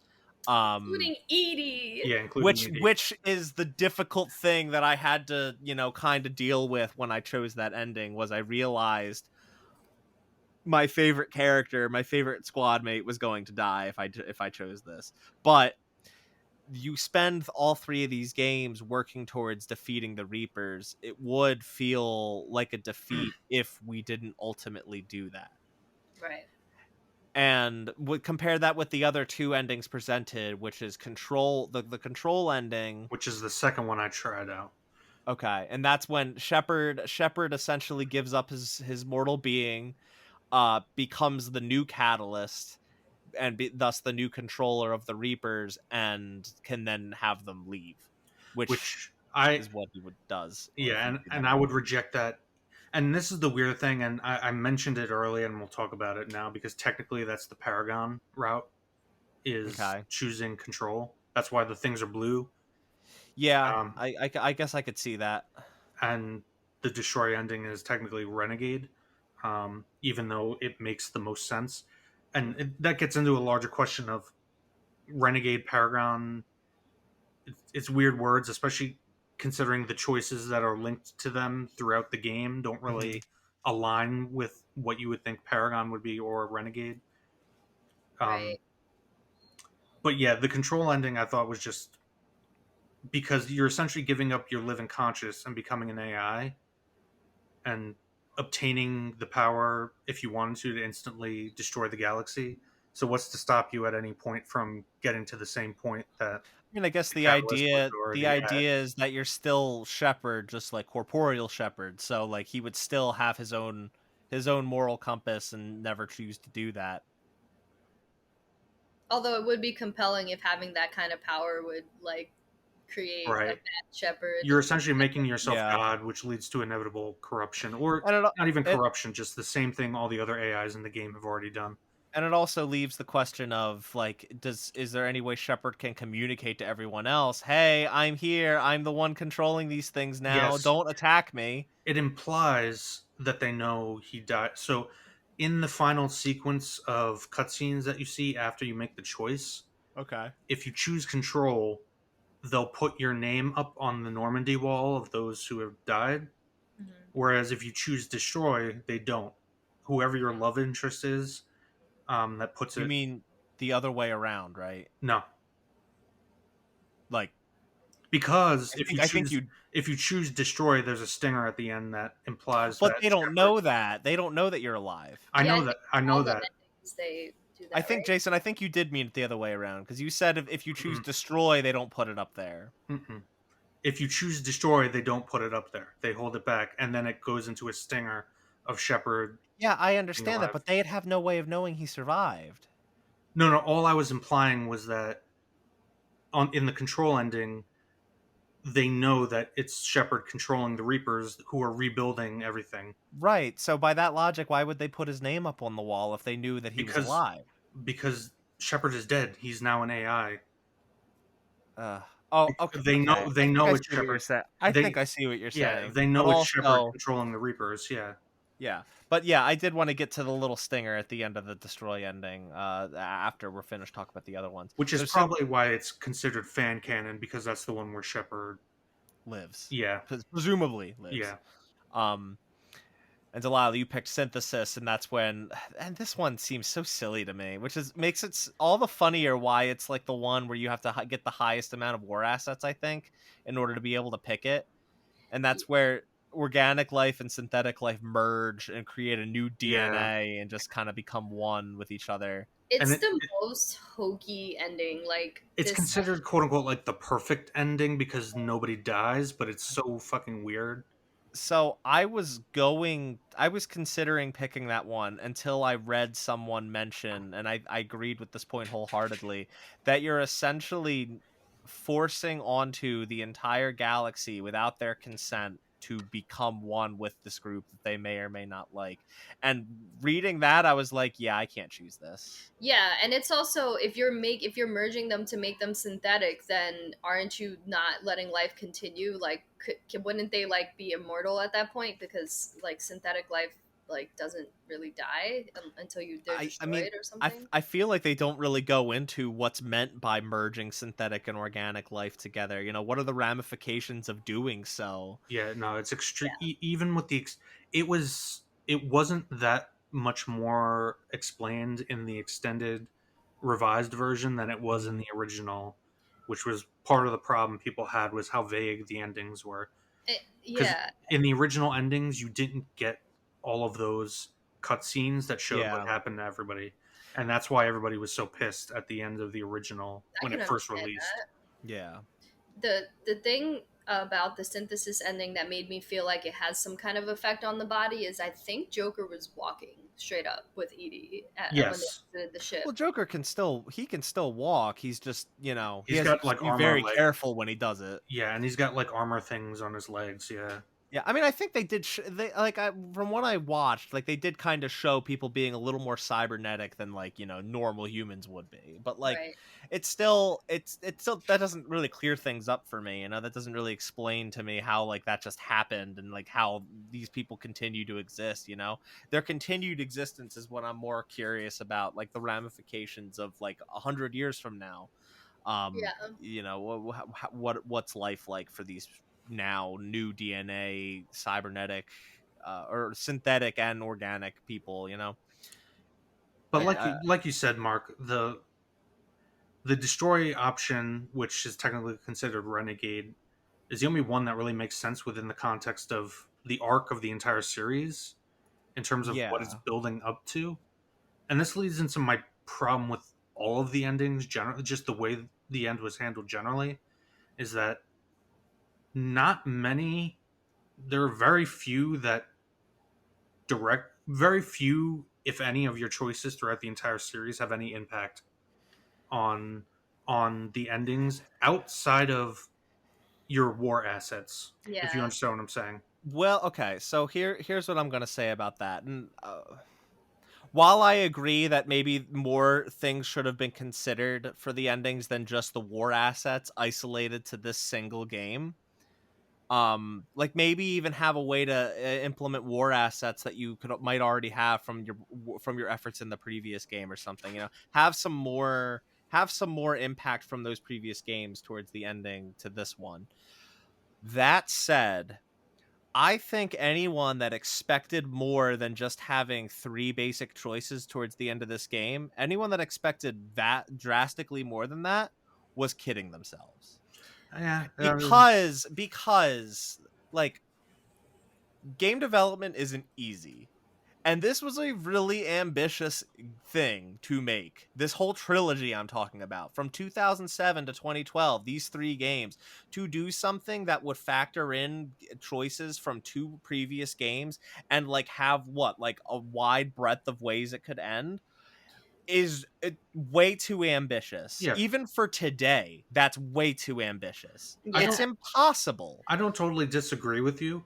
I will say the reason people went in with that expectation is because of the ending of Mass Effect 2, which was directly Yeah. influenced. The suicide mission of Mass Effect 2 had so many potential outcomes, not just based on choices you made during the suicide mission, but based on things you did throughout the entirety of the game. So my counter to that is the outcomes. It's not so much it had so many different outcomes, it had so many different things that could result during that mission. Right. Like the outcomes themselves at the very end are pretty basic. I'm just playing devil's advocate as to why No, right, people right, had those. Yeah. and what I'm saying to that though is just that Yeah. during the suicide mission in two, like certain people could die, right, and that like that was contingent on certain decisions made, but like the end result was pretty basic. It was pretty simple. It was one of maybe two or three things that the end result of that mission could be. It's either you blow up the collector base or you let the elusive man save the human reaper that was being created. It's very basic how many like very final endings that game could have had, but there's lots of different branches that you could have to get there in the end. Yeah. So like Jack could die, Samara could die, anyone could die theoretically based on decisions you made earlier in And the members game. of the Normandy crew that aren't even part of your team. Yeah. Right. It's the same thing with Mass Effect 3, but not spread out in just a single mission at the end, but the entire game. There are lots of different outcomes that you could have throughout the entire game for your specific characters. And then you get to the end of this game and you're presented with three basic choices. And I understand how that could be a little disappointing, but like nothing what's just disappointing is that it was all contingent on a very specific score depending on how much Right. content you had completed. I get that and I understand that, but there was never going to be a 10, 12, 15 different endings to this game. It was always going to be a small amount, Hmm. because anything more than that would just be too ambitious. That Yeah. game wouldn't have been released in 2012. That game would have been like a next gen game that maybe could have come out in 20, like the time that Andromeda came out or something, Mhm. because that's the amount of work that would have needed to be put into it. I don't even think just from a development standpoint that it's ambitious because like obviously like even narrative only games that have like one single game, not even a trilogy, struggle with the branching choices and how it affects the ending. Yeah. I just think from a writing standpoint, like Yes. you can go through a journey and make multiple choices and have different decisions and thoughts and ideas, and then when you're faced with a grand decision like this where like there's like very few choices, you could like kind of change even though your decisions prior to that may have seemed different from the grand decision, which was the three choices And that you're Mhm. given. and that's the key difference between this game and Mass Effect 2, which is this game isn't just ending Mass Effect 3, it's ending the trilogy. Right. And And I understand yeah, that. no. This is an argument in favor of what you're saying, and Okay. what Okay. Delilah just said is that it's much more difficult to craft an ending with a satisfying choice set, simply because you're wrapping up way more than just what happens in this game. You're Yeah. wrapping up, you know, how long was it? When did the first one come out? I forgot. Yeah, 2000, 2007, and 2007. I think it started development, in 20 or 2004 or 5, I think. Yeah, So so that's, you're wrapping up 7 years worth of work. yeah, and it's and like and I I would also just like to point out, and this will tie into when we get into the structure of the game, how different this one is from other ones. Mhm. This is a very and I mentioned this is a very linear 3-act game, Much as more a put linear than the last two. as opposed to Mass Effect 2, which I mentioned in our episode there. One of the reasons I liked it so much was because of how episodic it was. It was far more flexible, Hmm. as opposed to this game, which does not have that flexibility. And so it was almost inevitable that the ending would be much more constricted. Yeah. Yeah, eh, but really, it's not even like the thing that I'm mostly getting at is that gamers are some of the most entitled fucking people on Earth, and I understand. I don't have the not what's the opposite of a luxury. I don't have the experience of dealing with this game when it came out and the endings were more obtuse, not so well explained. And I could understand at that point how things could be pretty disappointing, where Yeah. things just aren't explained and you're presented with these arbitrary choices, and like the game, it doesn't feel satisfying Well, to and end. The trilogy doesn't feel when it satisfying. first released, you didn't even know who died and who didn't. Yeah, Yeah. that's fucked up. Yeah, Yeah, that I would say you're connected to all these characters. For them to not even offer that explanation initially was like really this unsatisfying. yeah. Whereas Coming like into this, which I had never experienced this version of the ending before, coming into this and seeing those cutscenes, definitely made the endings better, Yeah. in my yeah, opinion. And like, yeah, I overall thought that the ending, the I guess regardless of which one you chose, but like for the destroy ending, I was relatively mostly satisfied. Yeah. Like I would I sympathize with the people that were disappointed, and I get it for the most part, but I think the hate for this was so overblown and I don't so think it's unnecessary. overblown without the context that we got with the cutscenes for Sure, Legendary for sure. But like with the sure. Legendary Edition and seeing the cutscenes, I think they did a Yeah. phenomenal job. And To yeah, be clear, it wasn't the legendary edition that did this. It was that extended cut right. DLC Yeah. that I mentioned at the beginning, where that came out a little over 3 months after the game came out. Because largely because of the backlash received due to the original cut of the ending. And to the game's credit, now with the updated version of the ending, there actually is, within each of the, I guess, four choices, if you include not making a choice. Yeah. Um, well, let's just keep it to the three primary choices. Based on your score with what is it, the preparedness score or whatever, War assets. War war assets. assets. Yes, thank you. Um, there is variation with the effect it has on the galaxy. So like you could choose the destroy ending, and if you have a low, like, minimum amount of war assets, like Earth will basically almost be vaporized. As Mhm. opposed to if you have really high war assets, then Earth is largely intact. Things like that. There is variance that was added within Right. each of the endings. And the war assets are based on like decisions, micro decisions Yeah. throughout the games, especially the third game. Yeah, like everything you've accumulated. How would that, did you guys how high did your war assets reach? I think mine was like over the limit. Yeah, mine was too. Mine was like, again, mine. I would have had. I think I had somewhere between 6 and 7,000. I just didn't Okay. meet. I didn't meet. It's like a 7,000 threshold to get the synthesis option, I think. And the Okay. only reason I didn't get it was because, again, the fucking Legion decision in Right. Mass Effect 2. So I couldn't get Legion. So I couldn't get the Geth on board. So I couldn't Yeah. get them. Yeah, so like it's as if like those decisions did affect things in the end anyway, right? Because you couldn't get that ending. Yeah. Not that you would have wanted it, but it's still like there was some like trickle down to the ending, even though there were ultimately just 3 endings. The only issue I had with the ending is that the structure of it was very different from how I made decisions in the game. Like I was used to like red text and blue text, Well, and Yeah. that's now it was just Well, like that's the other thing. That's the add other thing I think people were pissed about with this game was that Paragon and Renegade was kind of thrown out. It didn't matter in this game, and I realized it about halfway through and stopped really caring. I mean, and I never really felt like it ever mattered in any of the other games. In one, it definitely mattered.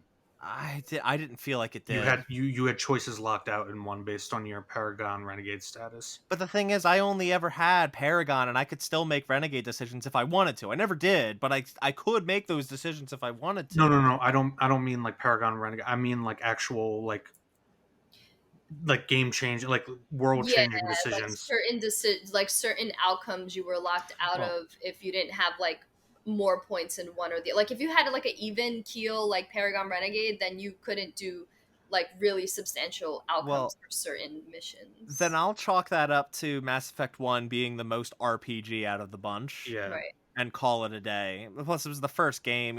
I never until this game, when like some of those past decisions in the first 2 started really paying off. Yeah. I never really felt that any of the decisions I was making mattered all that much. I made decisions in Mass Effect 1 that didn't really come up in Mass Effect 2, and I made decisions in Mass Effect 2 that didn't come up later in that game. So I was like, Mass Effect 3 is when things actually started paying off. And before that, I never really felt like it mattered what decision I was making. It was Yeah. only until this game where I realized, oh, this is really fucking cool. Yeah, I agree, especially because I felt like the Renegade versus Paragon options was more of a delivery thing than an actual outcome thing as the series progressed. Exactly. Yeah. Exactly. Because And in this game, Renegade, which you would think would be like outlaw, doesn't follow the rules, most of the Renegade options in this game are like hard line. We do what we need to do to get the job done. Which you think would be a Paragon. Like Paragon doesn't mean good. Paragon mean like you could use it in a sentence like he is an example, a paragon of a soldier. He does his duty. You would think that I would be the Paragon I option. think that comes down to like some semantics of what It, they it call does. the thing, No, it does. But it's like you don't really get that many. There are ethical choices to make in this game. For example, you brought up Morden, like potentially sabotaging him and stuff, but there aren't really that many. yeah, and I would argue that even for the 3 ending decisions, even though there was like a blue path and a red path and a green path, which we've never had green ever in any decision, maybe that's like the great, I don't know. I would argue that all endings have like both Paragon and Renegade. Like it's gray. Like if you think of Paragon and Renegade as like black and white, then I guess green is like the gray area, even though none of the options, all of the options have shitty outcomes and all of the options have good outcomes. Like none of Yeah. them seem completely bad or completely good. And I think that's why I like the endings. And I'm glad that they provided the cutscenes. Because if I would have played this back then and I didn't know what happened to these characters that I grew to love, then I would have been pissed. I guess Yeah. I guess for a lot of people it was just it wasn't even necessarily, well, it was the ending the way the original ending before they updated it 4 months later, but it was also they were realizing for the first time the way the series as a whole had changed from a design philosophy, whereas in the first game every choice had a consequence, whether that was like you wanted to save Rex, but if you were playing Paragon that meant you had to do something Renegade. Yeah. You get what I mean? Yeah. Yeah. The only other thing I want to bring up, like on a kind of talking about like that's not how you made decisions. This was like something totally new. It wasn't like dialogue. I did feel that the way that you trigger these endings didn't really make a whole lot of sense. Yeah. And what I mean by that is like the destroy ending. The Crucible had been iterated upon for thousands of years, right? By all these different all these different races across all these different cycles that were building and working on this thing, that to then allow the next cycle to iterate on it more until one cycle would finally be able to use it to destroy the Reapers. Why then is the destroy the Reapers option not the thing straight ahead of you at the end of that walkway where you like slap a button or something to trigger the end of the Reapers? Right. It's Mhm. really silly that it's a side path, and I get what they were going for, blue and red on the side and like the like you said, Delilah, the morally gray one down the center path. But like it's really silly to me that the the core function of the Crucible to destroy the Reapers is a side path where you have to basically break the glass in order to activate it. It Interesting. just like that doesn't make sense to me. And then I watched the for Control was to like it's more active, like you're putting your hands on these like basically control things, the like control panels almost that then You suck get Shepard. vaporized. Yeah. Yeah, you get vaporized. I don't know. That's like it seemed like those two things should have been switched, Mm. and then or something. The destroy thing really should have been in the center path. It should have been front and center. That's what the Crucible is fucking for. It just seemed silly to me. It just didn't seem to make logical sense in terms of what these things are actually used for, or what these endings actually are. Yeah, You know, especially if like the new Mass Effect game that's coming out, if they're going to go with a specific ending, you would think that that would be the center path where like right? if someone's controller died and they had to connect it while the paths were rising, Which then maybe they wouldn't have gone straight. Like they should have made that like the easiest pass. But I guess I don't know. We'll see. We'll see. I almost wonder I like mean, what if oh, sorry.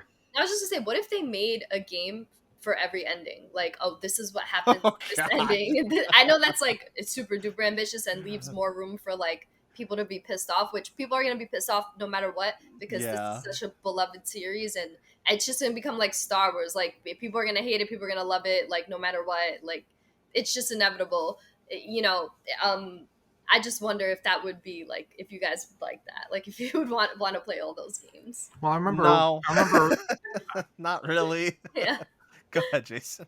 no, I remember an interview, or I don't think I've read the interview. I remember hearing about an interview with somebody who is supposedly working on because they teased the next Mass Effect, but they mentioned like that stinger that got put in with the destroy Well, ending. I have a feeling. let's talk about that at the Yeah, end. That's, yeah, I want to okay, bring because I want to circle back to that. okay. And yeah, we hinted at it. We didn't quite acknowledge it, but yeah, at the end of the destroy ending, you see the Shepard's N7 armor, and then you see like a split second of his body seemingly move. So, is he alive, or is he or she alive? Are And they dead? like I don't know. the interesting part about that ending, and I think I would have gone with that ending had I been aware of my choices a little more, is Shepard isn't full human at this point because she was or he was reanimated by Cerberus, right? By Brand. That's what the catalyst says to you is that you're technically part synthetic. So then, like, if you're destroying all synthetics, like, aren't you destroying a part of yourself as well? Maybe That's maybe fucking just part of awesome. yourself. I don't Yeah. know. I guess we'll find out. Maybe we might find out. We'll circle back to that though. All right, I think that covers us for the ending. Unless you guys have any additional thoughts that you want to bring up about the whole ending sequence. I just wanted to say, like, having gone back now and replayed the entire series and putting way more time into it, I concur that I think the memory of this game is tainted a lot by the original ending that did not give any context to the decision that you made. Like, Yeah. no, it didn't give you any information. And I think that taints people's view of the game as a whole. I certainly went into this game feeling that I would like it a lot less and enjoy it a lot less than I did based on my Yeah. past experience with it and not having ever played the updated ending. Yeah. So No, some for people to consider if they play through the games or have heard or were there when the controversy was up. And you're 100% on the money there. And I'll just say, like, not having that context, not having been there when that happened, not having even seen how those original cuts of the endings go down. After finishing this is my favorite of the trilogy. Mm. For a lot of reasons. Now, the ending notwithstanding, because I do feel that the other two Mass Effects probably had a stronger ending in isolation than this game did.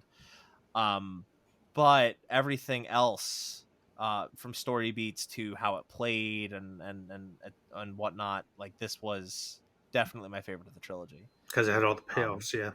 Yeah, so well, not even just the payoffs, like those were great, but Mm-hmm. like really everything else, from just the singular story beats to even the structure and also just how the gameplay whereas Mass Effect 1, we'll talk about this more when we briefly talk about gameplay later, but like whereas Mass Effect 1 had really strong RPG mechanics and Mass Effect 2 had really strong action gameplay, this was like the perfect meld of both of those. Right.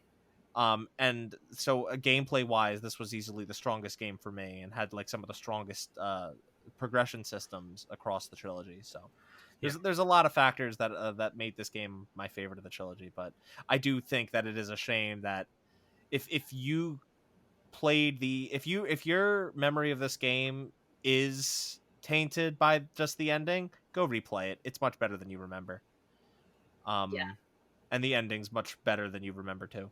Yeah, when I finished the ending, I was asking people like, "Why was this hated?" And I didn't really get an answer until this podcast because people were like, "Oh, because you didn't get really a choice." I don't know if they even played the original or they just like heard that from elsewhere. But it's Right. if you're Jason saying it's because they didn't have those ending cutscenes, and that makes complete sense. It's part of it. It was just extremely vague, and there was a weird thing about like the Joker and Edie thing of them walking out together was there. I think from one of the choices. That was about it, I think. Yeah. Okay. Yeah, we got to move on. Yeah. we got a lot more to cover, and we're already pushing 2 hours here. Let's talk about the first DLC that I think what the I said, will this be longer than Death Stranding? Omega? Oh God. No, the first DLC I actually wanted to. I put them in the wrong order here. The first DLC I want to talk about is Leviathan, and I just have one question for you guys.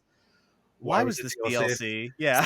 I didn't even realize it was DLC until I just looked at this because I had been doing those missions intermittently in like the first half of the game.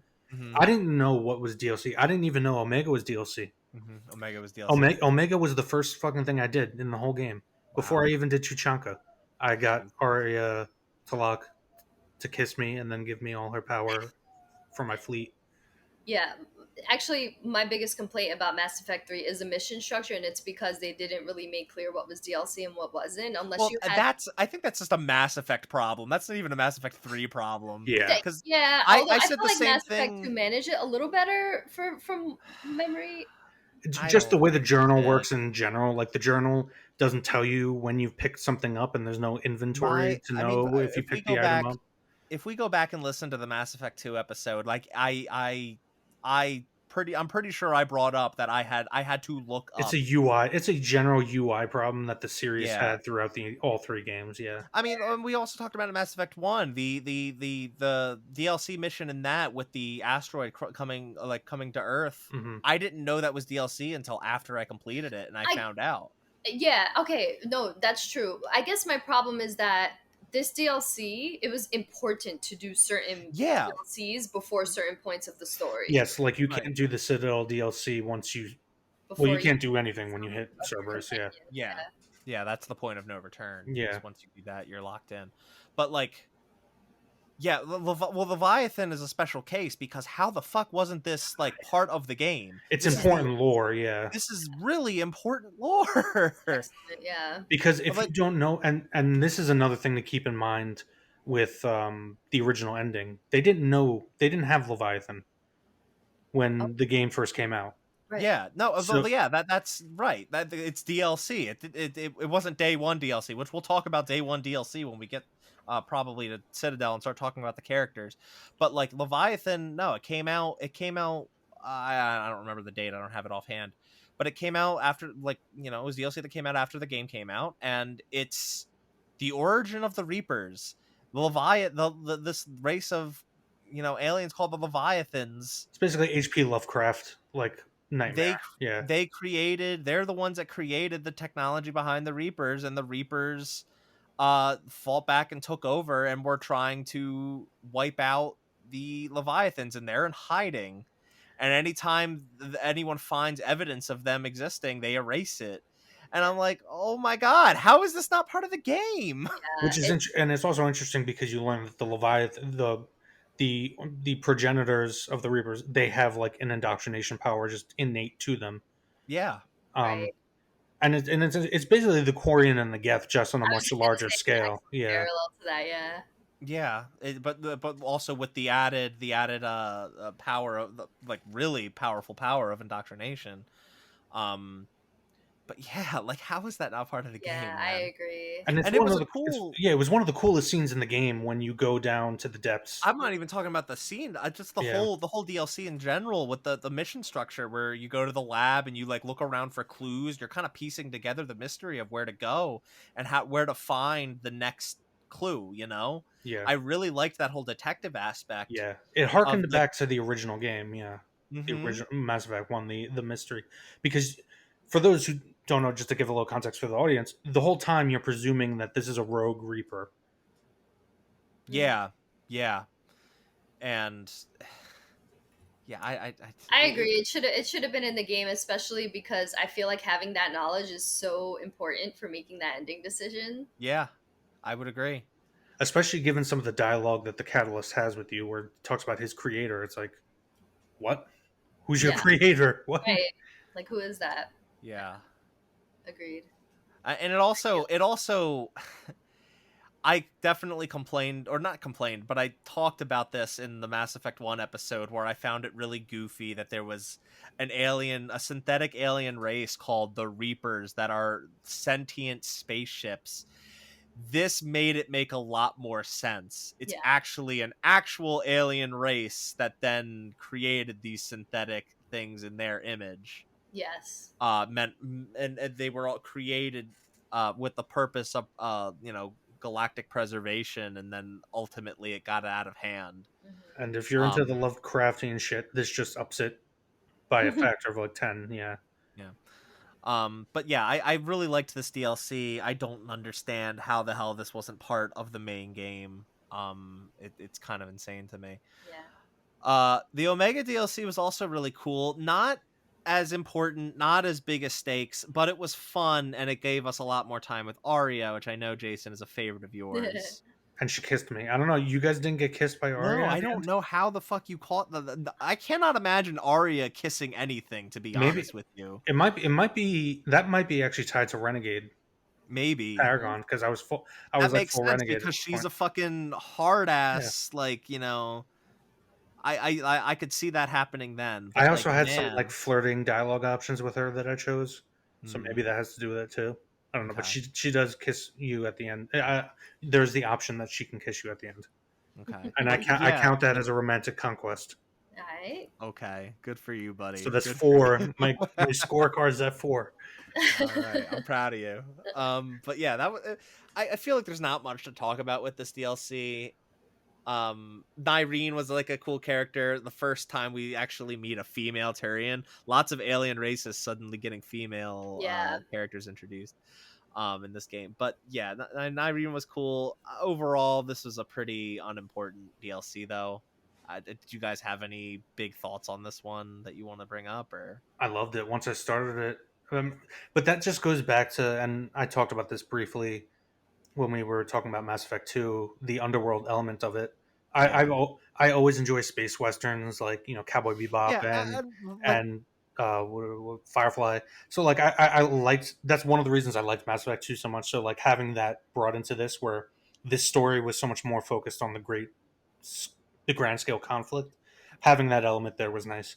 yeah. Agreed. My whole thing about it is just that there's not really much to talk about with it. Yeah, you just It help was her a cool retake mission. Omega, and Right, there's some nostalgic stuff from Mass Effect 2 in it, right. and Omega's also a really cool place. That's why I yeah, really liked Yeah. it. and The one. Arya is just a fucking awesome character. Yeah, she Yeah. is.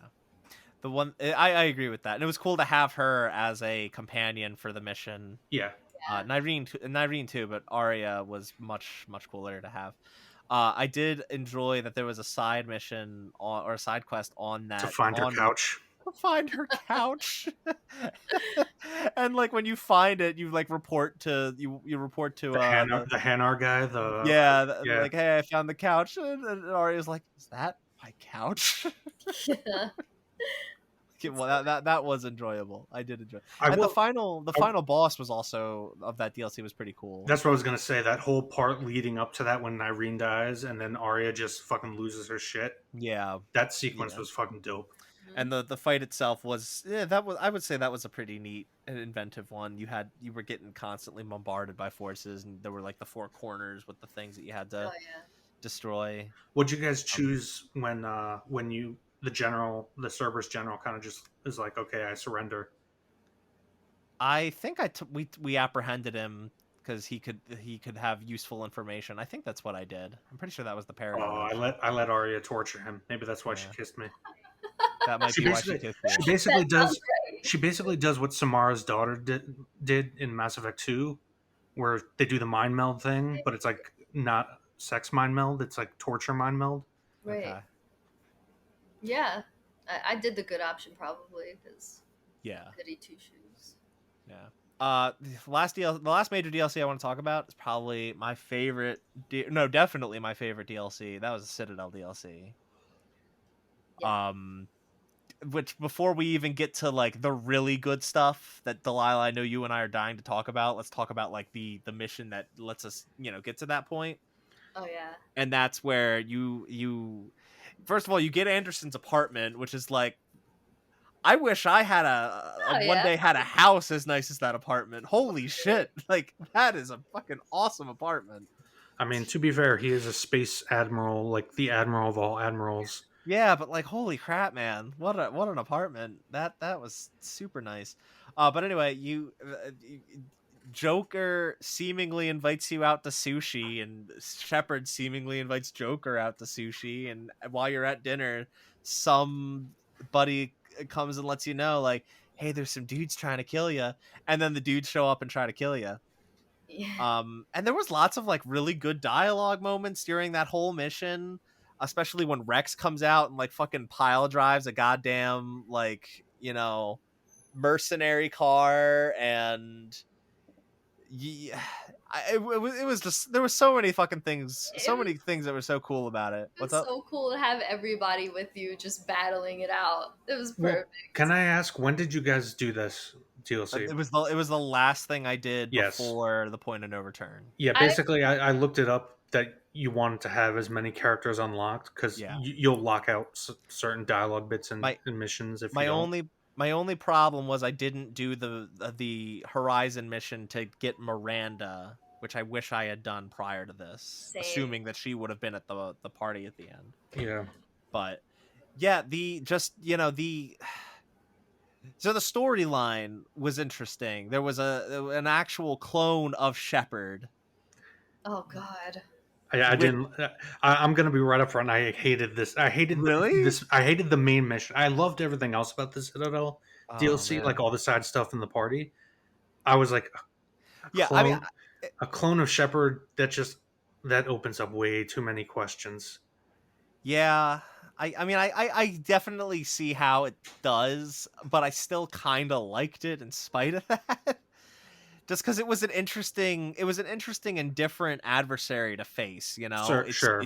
It's you, Right. and like it made for the boss fight at the end to be the probably the best boss fight across all three games, if I'm being honest, because it was just so much more. It was not just Shepard, not just yourself, but also Brooks, the double agent that kind of earned your trust only to betray you at the end, Hmm. which I didn't see coming at all. I was definitely very surprised that she was in on the whole thing. Yeah. It sucked too because I started to like her a lot, You wanted and like romance. if she was an option, I actually wouldn't have minded it until you And find out. everybody judges me. But like, yeah, she turns out she's a double agent and working for the Shepard clone, and the fight against the two of them at the end was just like really interesting. Also, going back to those dialogue moments, I loved when you're trying to make your way back to the Normandy as they're trying to steal it. Um, I forget how it comes up, but like they bring up the fact that Shepard, whenever he needs to leave a conversation, he always says, "I should go." Yeah. Yeah. Just like I so many love fun that. dialogue moments like that. And then the side stuff as well. I wanted to bring up one of the reasons that maybe I didn't like this DLC as much as because you technically can play it like intermittently throughout the game, like I did with other DLCs, Yeah. but I chose to do it as the last thing I did before the Cerberus mission because that's the Mhm. point of no return, and I wanted to have everything. Yeah. Yeah, they should have And locked if him out from doing it until right before the very last mission. yeah, because it felt like a big pacing break. Because Yeah. this, and Mark will get this comparison, and anybody, I'm sorry to people who are listening who don't play Final Fantasy 14. A lot of this stuff felt like the equivalent of Hildebrand quests from Final Fantasy 14. In some of it, not all of it, some of it. But are you about to talk shit on Hildebrand? Because No, no, no, I no, no, no, no. okay, I'm not. okay, I'm not. okay, okay. But the comparison I'm going to make is imagine if, like, right before the finale of Endwalker or Shadowbringers, you did all of the Hildebrand quests in between. So, like, Okay. you're in MSQ and the pacing's getting really intense. You're right up at the finale. And then you do all this, like, really relaxed, lighthearted Yeah. content. Very That's, goofy, the tone is, intentionally humorous. yeah, the tone is very different. So I wish I'd done it differently. It's not a condemnation of the DLC itself. Okay. Yeah. But I will say, the feelings about the Shepard clone aside, the real highlight of this DLC is the party. Yeah, obviously. Can I just say I played that on Insanity? That's by far the hardest fight in the entire game. I gotta imagine Yes. it was. It was Yeah. hard on normal. Mhm. Yeah. Like that was a tough fight. It took me a few hours to fight myself. Yeah, it was Okay. definitely one of the tougher parts of the game, Yeah. Yeah. especially because it basically removes you of your teammates or your abilities. All you have is that one pistol with very limited ammo. Huh? No. Oh, I was What are you talking about the about? stealth part. Never mind. I was talking about the Oh, early the part. stuff Yeah, part. Oh, well, that was all. That I actually really liked that too. Like where Yeah. you're on your own and you have just that one gun, and that gun was really useful, really nice gun. But that was a little tricky. I died a couple times during that too. Oh, I didn't die, but I ran out of ammo a lot. Yeah. Same. But yeah. The real highlight of this DLC is the party. And just like talking to everybody. Wait, And I'm so sorry. Did you guys choose to kill yourself or like? No, I chose to help him, but he lets himself yeah, fall off, Yeah, which was kind of, I did that too. despite, again, like Mark, despite the problems I had with the whole cloning thing, and I felt it was a little hokey and opened way too many continuity questions Uh-huh. regarding Cerberus. Like, he's basically doing what Cerberus would want Shepard to do. So why isn't he working with Cerberus? In which case, anyway, there's a whole rabbit I think hole. because he wanted to be his own. He wanted I to don't know. be what Shepard was. But why is or a Cerberus? Why is a Cerberus agent working for? It's too many.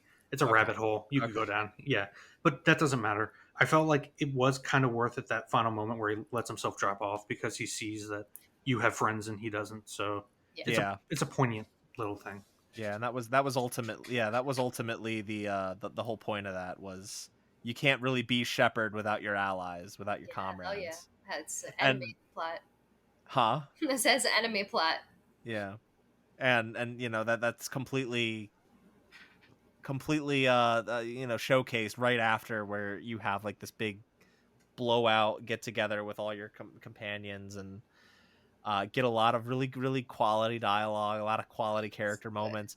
Did you guys get during the party the bit where Trainer was Oh a my pot? god. Yes.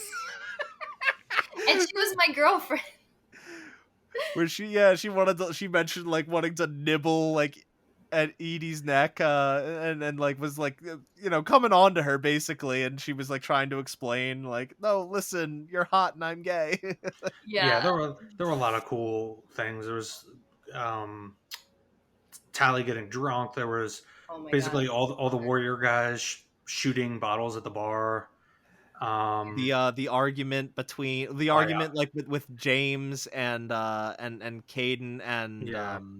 Liara about biotics, Right. and like James didn't really Versus- believe in the benefits of them, and they were like, yeah, It's all about physical stuff, and they have like a push-up contest or something. yeah, some stupid shit. Oh, probably my favorite character during that whole party, Grunt. Yeah, Oh my when god, he's just the front. doorman. He's acting as a Not bouncer, and then you, in like the third phase of the party, you can find him in the shower, just sitting on the floor in the shower, Yeah, letting water hit him, and he's just like drunk out of his mind. Jack Oh, had a moment like that too, where he's in like the sauna room and he's hungover and he's like thinking that he had some kind of vision about like what was actually happening with like him having discussions with Liara and stuff That like. was yeah, that was my favorite bit of dialogue. Was it was a Flash Gordon reference where before they're all hungover, Javik at his most drunk. He says, "Kneel before Javik," or he was like, Yeah. "You will all kneel before," which is obviously kneel before Emperor Ming from Flash Gordon. Yeah, Mhm. so That was really funny. And I guess while we're on the topic of Javik, Javik is like the fourth major DLC, which was like the mission to recruit him. He's a Prothean Mhm. squad mate. Why the fuck? And this goes into another major controversy surrounding Mass Effect 3, which was the From Ashes DLC that contained Javik was day one DLC. Mm. It came out the same day the game came out. So the question remains, why wasn't this just part of the game? Why did you have to pay extra for this? Yeah. It's a Prothean fucking squad mate. Like the Right. Protheans, we've been hearing about them since the beginning of Mass Effect 1. How would you paywall that? How would you gate that, you Yeah. know? And it's a moot point now because anytime you buy Mass Effect 3, chances are you get him with your copy of the game, but like at the time I'm just like, how is this not just part of the game experience? Yeah, and right. it's also like a big part of Liara's character because she spent all her time like researching the Protheans, and now she realizes after talking to Javik that she really didn't know shit. Like despite her years and years of research. Right. Yeah, Javik kind of became in this game my equivalent of Thane in the original, or not the original in two, where Hmm. you basically just have a lot of philosophical discussions Yeah. regarding the events that are going on. So I really jived with him. I thought it was cool, even though it was kind of and weird and out of nowhere. Yeah, and he has a decent like arc where he's like, he feels that he's above you and all the other races and whatnot. He's superior in a lot of ways, and over time he eventually comes to see what you're trying to accomplish, and right, and kind of comes into his own as one of Shepard's crewmates and friends and comrades. right. So There's that scene where Liara is upset because Thessia just got nuked, and yeah. he basically lies to her and tells her that the Protheans thought that the Asari would be the greatest of the coming races. Mm. And you can ask him like, "Was that true?" He's like, "Doesn't matter. She's not upset anymore." Right. Yeah. Yeah. But yeah, Javik was a cool guy. It's just a shame that he was relegated to DLC. Yeah. Especially given, being a Prothean, that's kind of fucking important. Yeah. Um, Yeah. Kasumi was just like she was like the awkward Oh, like I forgot about power. Kasumi at the party. She Yeah, was just like teleporting in different places and then disappearing. I'm like, yo, that's me at parties. yeah. They're having like a push up contest, and she's secretly sitting on top of James. Yeah. yeah. Yeah, I guess I didn't really talk about Kasumi or Zaid's like missions. They're really Um, non. Kasumi's was the more interesting one because it was Yeah, like some sort of like plot going on the Citadel. Zaid's was kind of lame. It was another plot, but it was just there wasn't really much to it. Yeah. But yeah, I mean, like Grunts was one of the cooler ones we didn't talk about, which was like going to the Rachni hive yeah. that reemerged and finding out that the queen was kind of indoctrinated, and you were kind of able to prevent that and stop that from continuing somehow and I get the think if Rachni on your side. you like Well, she wasn't indoctrinated. They were making her breed like indoctrinated Rachni, I think. Right. Yes. Yeah. Sorry. Yeah, apologies.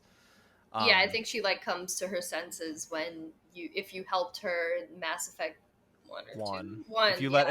if you let her live Yeah. in Mass Effect Well, 1. I killed them in Mass Effect 1, but I helped them in this, and the Rachni joined us. Oh, interesting. Okay. But was it the same? It must not have been the same Rachni Queen if you No, killed her. it wouldn't have. There's Yeah. a bit where you say, like, "How are you here? I killed the last queen." Oh, Okay. And wow. apparently, I guess the Reapers created a new queen, or Cerberus created a new queen, or something like that. Okay. Oh, So it's not like a organic Rachni queen. Okay. interesting. I wonder if saving the queen previously made it just easier to, complete that mission. Yeah. Did Grunt survive for you in that? Yes. Okay.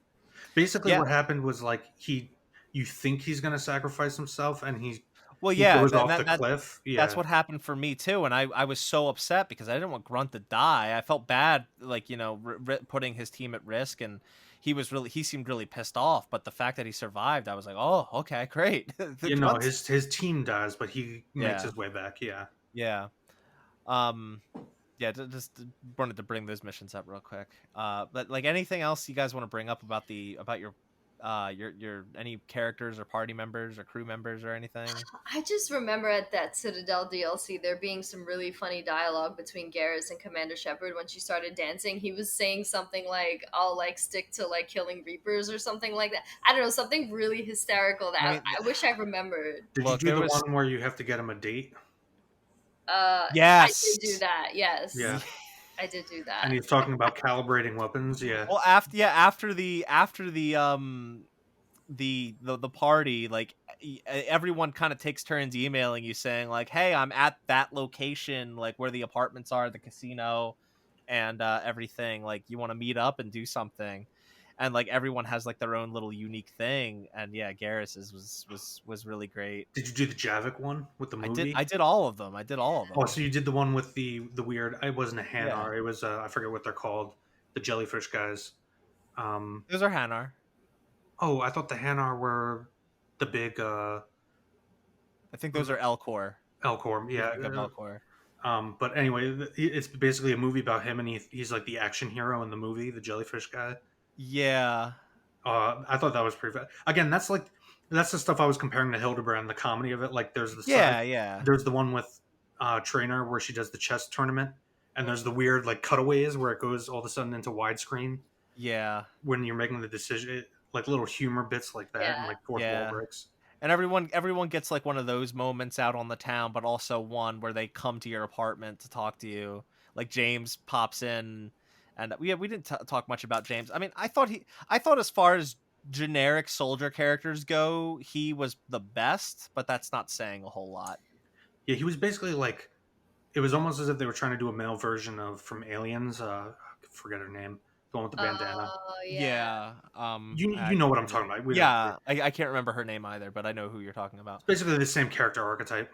Yeah, but like he had a lot. He of the generic soldier characters, I'm lumping in Caden, Ashley, and Jacob into that category. James probably had the most personality and was the most just fun to talk to and be Yeah. around. You Yeah. know, Yeah. his nickname for you was literally Crazy. Yeah. He just called you crazy all the time, and you were just like, yeah, whatever. Yeah. Yeah, he at least had an arc. Like, I Yeah. appreciated that. Yeah, Like, joining he lets you know later on and asks you should he join N7, and like yeah. you Well, almost become a mentor to him. It's interesting. him coming to your apartment is so that if I recall, it's so he can show you his tattoo that he got, that he like of him being an N7. I think that was at the apartment. I think that was... No, the apartment is where he tells you you got an offer before the war started, but he does show you his tattoo in a different scene. Oh, okay. Well, whatever. One of my favorite, or one of the apartment scenes that I found funniest was, and I guess this, I don't know how this could have gone down for you, Delilah. But when Trainer came over to the apartment, she just like sees the jacuzzi and just gets in it, and Shepard awkwardly sits out or stands outside the room talking to her. I guess he feels uncomfortable like being in the same room with her in her undergarments, just soaking in a jacuzzi. Yeah, no, I was able to just, do what I needed in the jacuzzi. After she was flirting with Edie. It was weird. Yeah. But yeah, just what a good DLC. So many good character moments. Did you guys fuck around a lot with the combat arena No, I did just for the trophy? trophy. Yeah, that was kind of a pain in the ass getting that Yeah. trophy. Yeah, it was annoying. It But was second hardest thing after the clone fight on Yeah. Insanity. I was having some fun with it. Just unlocking because I didn't realize they were going to give you additional side missions with that. And so I was trying to complete them, and then I got to one that was just frustrating me, so I just said, I don't need to do this, and I stopped. Yeah. But yeah, the Citadel DLC just like it came packing with so much content, so much more content I'd say than Omega or Leviathan did, because when you add on like the main story of the clone Shepard, and then add on the party, and then the combat, really that whole area with the casino, the combat arena, the arcade where there were some games you could play, and all those character moments, like just a ton of content. Yeah. And then I loved how they took a picture together at the end, and that was like up on the screen. I Yeah. legitimately like was so happy when I saw that. It was Yeah, such a that sweet was very thing. sweet. That and the memorial for Thane. If I don't know if you guys did that. Yeah, Yeah. I did the memorial for thing, and I that taking that picture together is why I was really bummed out that I hadn't finished Miranda's arc prior to doing the DLC, with expecting that she would actually show up to the party and everything, because it would have been nice to have her in the picture too, and have like a complete, Assuming she lived, because I well, did it before. for me she lived, so but Yeah. so I wish I had done it prior to that, so she maybe could have showed up to the party, assuming that she can. I don't know, maybe she can't show up to the party no matter what, but Right. okay, I think we've covered like any and all story stuff that we would need to cover, unless there's anything you guys want to bring up. Just No. know if you picked a destroy ending, you killed the robot dog, okay? I just want you to remember that. Oh, the robot dog! I forgot about the robot dog too. Honestly, the only with the destroy ending, the only thing I really cared about was Edie. Yeah. Yeah. Yeah, she done. Yeah. We don't have a whole lot more to talk about. We've kind of already covered that the structure for this game is a lot different than 1 and 2. It's very linear. Whereas 1 was linear to a point, and then 2 was extremely freeform. I don't. Is there anything else you guys want to mention with that? I just prefer linear when it comes to a game like this. And I think that's a big contributing factor for me as to why I liked this one most, because it felt the most most structured, you know. That's why that's probably the exact reason, because I'm on the opposite end where I prefer the episodic structure too, and that's probably why I still like 2 better than this one. Okay, I mean that's fair. I just think this made for a more cohesive narrative experience for me. Mm-hmm. Having everything structured in a linear order, in a linear fashion. Yeah, it's not to say I thought it was detrimental to the story. For the story it was trying to tell, I thought it was the right structural choice. Yeah. And adding on to this, they once again I feel like we didn't talk about it much with the Mass Effect 2 episode, but they change up how kind of side quests are structured and the planet exploring and scanning works. Nowhere to the extent that it was with 1, where you had to land on and survey every fucking planet. Thank God. But like with 2, like there were some missions or some planets where you'd actually find a mission and you'd actually have to land on it and go do it. With this, it was much more just you'd get a mission from the Citadel, and it was to find a thing, and then you'd scan and find the thing on a planet. Yeah, and then so turn it in. I hate this mission scanning and getting resources in all 3 of the games. No matter how it was done, it got better, but I felt like they all sucked. I mean, it was pretty much not existent in 3, I would say. Well, they had like the thing where you like go to a planet and the Reapers would like come after you, and it was just like a waste of time. It felt like a waste of time. Yeah, I really did not like the way they handled it in this one versus 2. I mentioned briefly I really actually enjoyed it in 2 because it felt almost like a fishing mini game that I didn't need to do, but it was relaxing to take a break in between.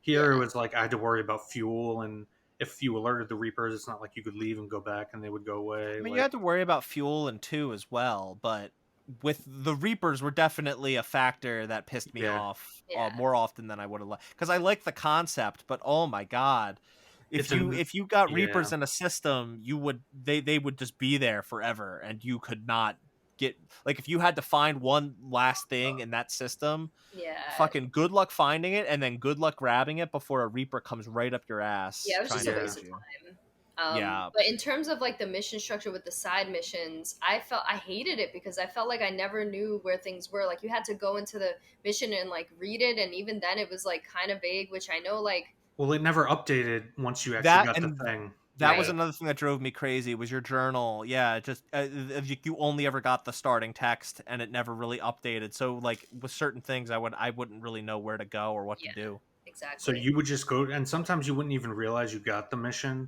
So you would just go on the Citadel, and all of a sudden it's pointing to a guy, and it's like, "Hey, give." You hit X to talk to him, and it's like, "Hey, here's this." I'm like, "When did I get that? What? Who Yeah. am I giving it? Why am I giving it to him?" Yeah, I feel like those side quests there were a ton of them, but they were still somehow a secondary consideration to like anything and everything else. It's basically a little way to like bolster your war assets, but that's pretty much it. Yeah. Yeah, and to get like credits and stuff. Yeah.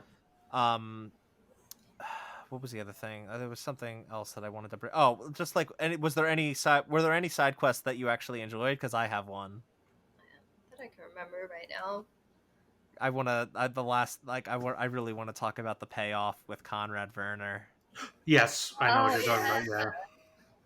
Or he's Oh, like recruiting for Cerberus, and then you kind of like get him to come around, and he goes to take a bullet for you, and it yeah. was like actually a blank, I think.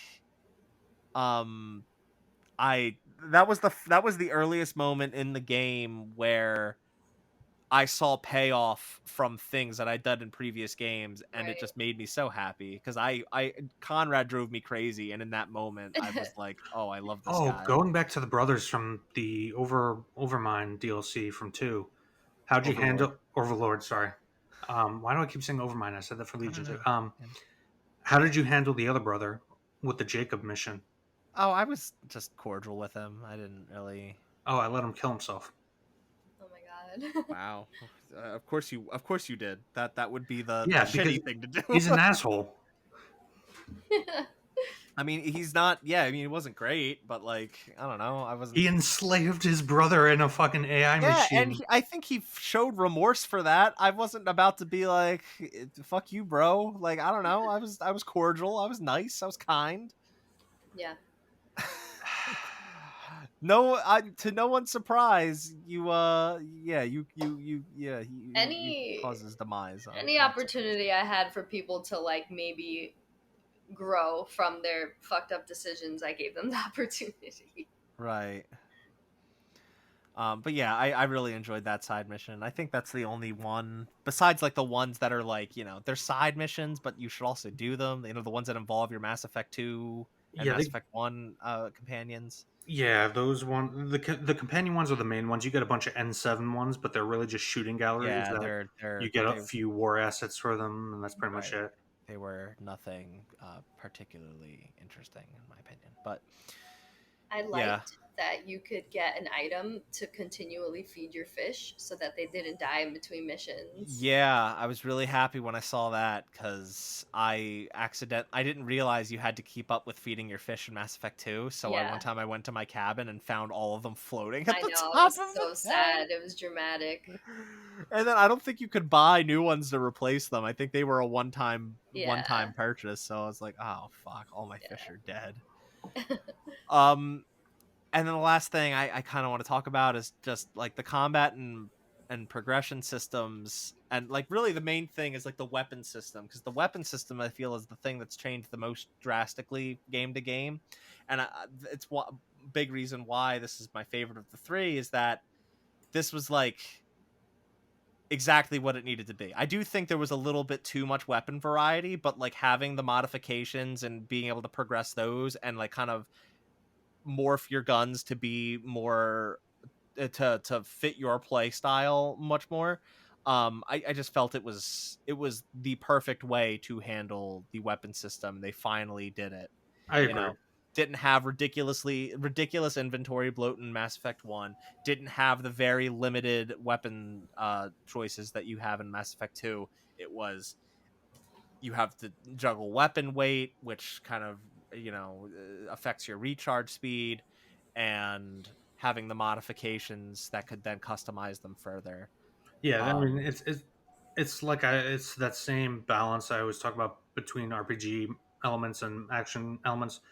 They decided to just go straight into the action elements, and I'm fine with that. but If you're I not going to but be as much I RPG, then that's I fine. but that's no, because here's the thing. I feel that this was the perfect blend of action and RPG, whereas at Mass Effect 2 was entirely action, despite like the fact that you could only equip certain weapons. That was the most RPG it got. But this allowed you for more deep customization while still retaining like good action mechanics. The cover system especially was much improved. Yeah. Yeah, The but I only mean, oh, sorry. Go ahead, no, no, Delilah. no, please. All I was gonna say was it's not really RPG. It's really just it's barely making a Having dent the on the ability damage output. It's having the ability to do any customization is inherently an RPG trait. yeah, but it's not that much. It doesn't I affect the know, but moment it's to moment more of than Mass gameplay. Effect. It's more than Mass Effect 2 did. That's what I'm Yeah, saying. yeah. But what I'm saying is, at the end of the day, once you upgraded your guns enough, it didn't really matter. I agree with Yeah. you. I totally understand that and agree with that. My point being though is that this was the most they could have Okay. gone to retain the action elements while actually adding in some RPG Yeah, mechanics in there. I agree. Because I Mass agree. Effect 2 got rid of all that. I agree that I had more fun playing this moment to moment than Mass Effect 2, certainly. Yeah. Um, and like I said, I'll always say, action. If you're going full action, go Yeah. on. I played it pretty much like a shooter. I was never taking cover. I was running around with a machine gun, mowing everybody down. I barely even used squad mechanics. Yeah, Okay. I would request that if there's a future Mass Effect, well, there is in this Yeah. future Mass Effect. Don't even add insanity or hard difficulty because all it does is makes the enemies bullet sponges. Yeah, I, we've definitely talked about this before. There's a right and wrong way to handle harder difficulties, and Mass Effect is the wrong way. yeah, I just think take them that out. also had to do with AI limitations at the time. Yeah, I don't know. I've played games before Mass Effect that handled harder difficulties much better. Yeah, sure. No. I'm just saying that BioWare probably made the internal decision to sacrifice working on AI, and they just said, "We'll just make health Yeah. pools bigger."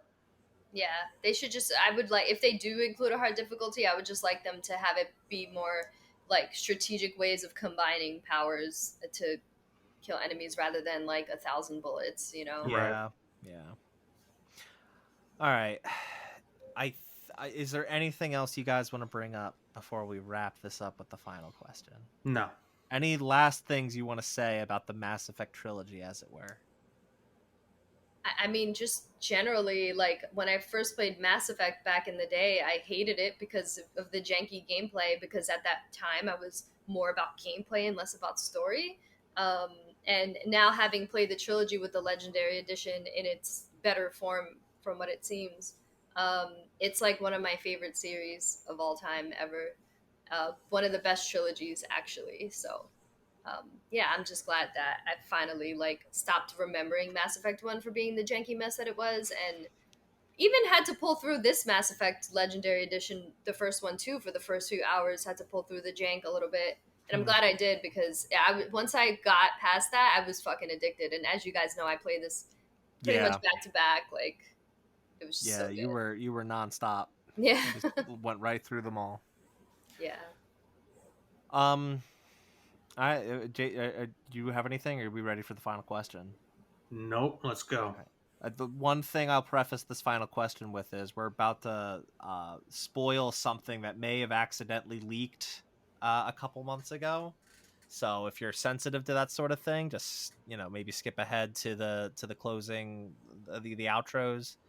Otherwise, listen on. The thing I want to talk about is there was some sort of lithograph or some sort of merch or something that went up on the BioWare store a couple months ago, and in the description for that item, there was a sentence in there that alluded to a confirmation that Shepard had survived. And keep in mind, this is for the new Mass Effect. Like, there's confirmed, it was announced, there's a new Mass Effect game coming. It showed the teaser with Liara on some like snowy planet, and she finds a scrap of N7 armor. And then like kind of smiles or smirks or something, and then it's like Mass Effect will continue.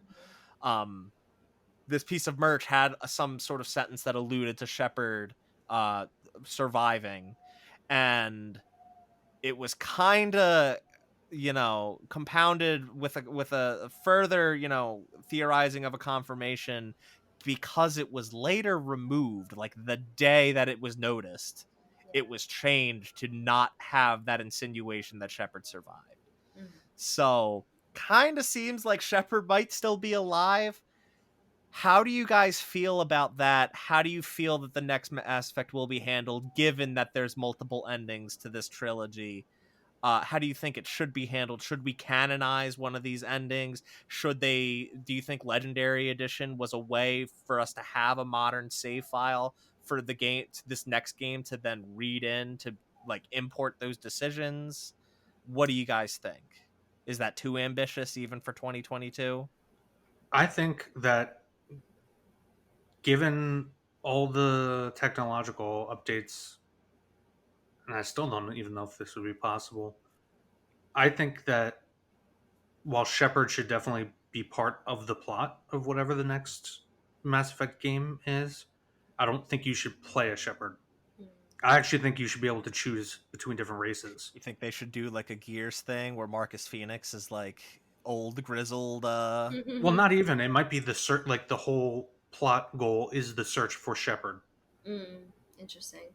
So we're doing Star Wars So sequel basically, trilogy. well, no, no, because well, actually, I think it would be interesting if you wanted to try to make it a mystery about the canonization of endings.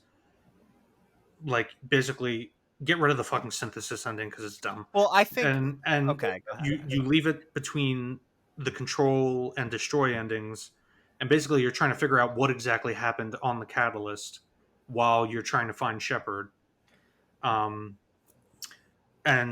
you control a new completely customizable character and try to introduce more role-playing elements back into the game, if you understand what I'm saying. Mm-hmm. My problem with fully customizable characters. This is a wish list. I don't know. I'm just like, how do you write a backstory for someone that could theoretically be a completely different race? You know, But you don't need to necessarily do that the same way they did for the other ones. if they want to make, I don't know if I agree with that, but I mean, it's an interesting idea. I mean, what they could also theoretically do is have like 3 different playable races and have a backstory for each of one. one. Yeah, like you could choose between like a Turi and a Krogan, or actually they probably wouldn't give you. It doesn't matter, but you get my point. Yeah. Now that could be really cool. Delaila, what are your thoughts? I just kind of wish Mass Effect would have just ended at this point. It's just, I feel like you're just leaving so much room for failure and not failure, but like people like digging in, like the clone thing, the way Jason digged in. There's gonna be a lot of that, and understandably so. Like you're just gonna. It's already ended. People had different endings. They had their own way of closing with that trilogy. To then continue with Shepard, it's gonna be dicey. Like people are gonna.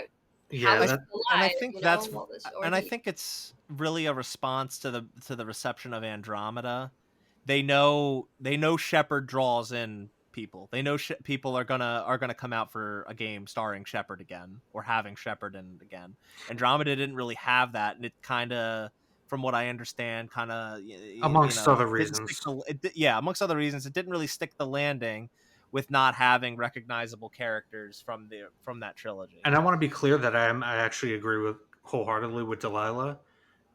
It's just that I thought we already know that there's going to be. We already know what's happening. Yeah, like I just wish it wasn't. And like, what are you going to do? Just pretend Andromeda never happened and just like tell the story from the end of 3 and just like Andromeda was just some like side. Didn't Andromeda technically happen like a ton, like thousands of years? Yeah, there's after? there's time. No, there's time dilation. So Andromeda actually, I think, happens before the events of Mass Effect. Oh, okay. Because I think the Andromeda mission is sent out, but again, there's like weird time dilation stuff, if I remember correctly. Okay. Well, go ahead. Sorry. I was just saying, I would rather that they got into more details of the things that we already know, like show us, like, I don't know, like how things really went down between the Quarian and the Geth, like have us like play in those scenarios. Like there's so many different things that are happening in the Mass Effect world as the trilogy is that I would be fine with digging into more rather than going forward with Shepard. I think my issue with that is just simply we already know what happened. We saw enough. I don't think actually playing it out would really do a whole lot for me. Mm-hmm. You know, it just kind of seems needless at that rate. They could just make an MMO, which at this point, to my understanding, the Old Republic MMO, which BioWare did, is it's still around. People still play it, and That's still good. like Yeah. while it didn't do well initially, like it built back up, and I at think this it point, changed to a free to play model if I yeah. remember correctly. But at this point, like people do really like it. So like, Yeah. I don't Um, know. Who knows? just my thoughts on this is like, really realistically, we only saw one ending where Shepard's body twitched, and seemingly you could make the assumption that Shepard survived, and that was the destroy ending. Yeah. I think that's going to be canonized, or Yeah. not even canonized. There's no not necessarily a canon.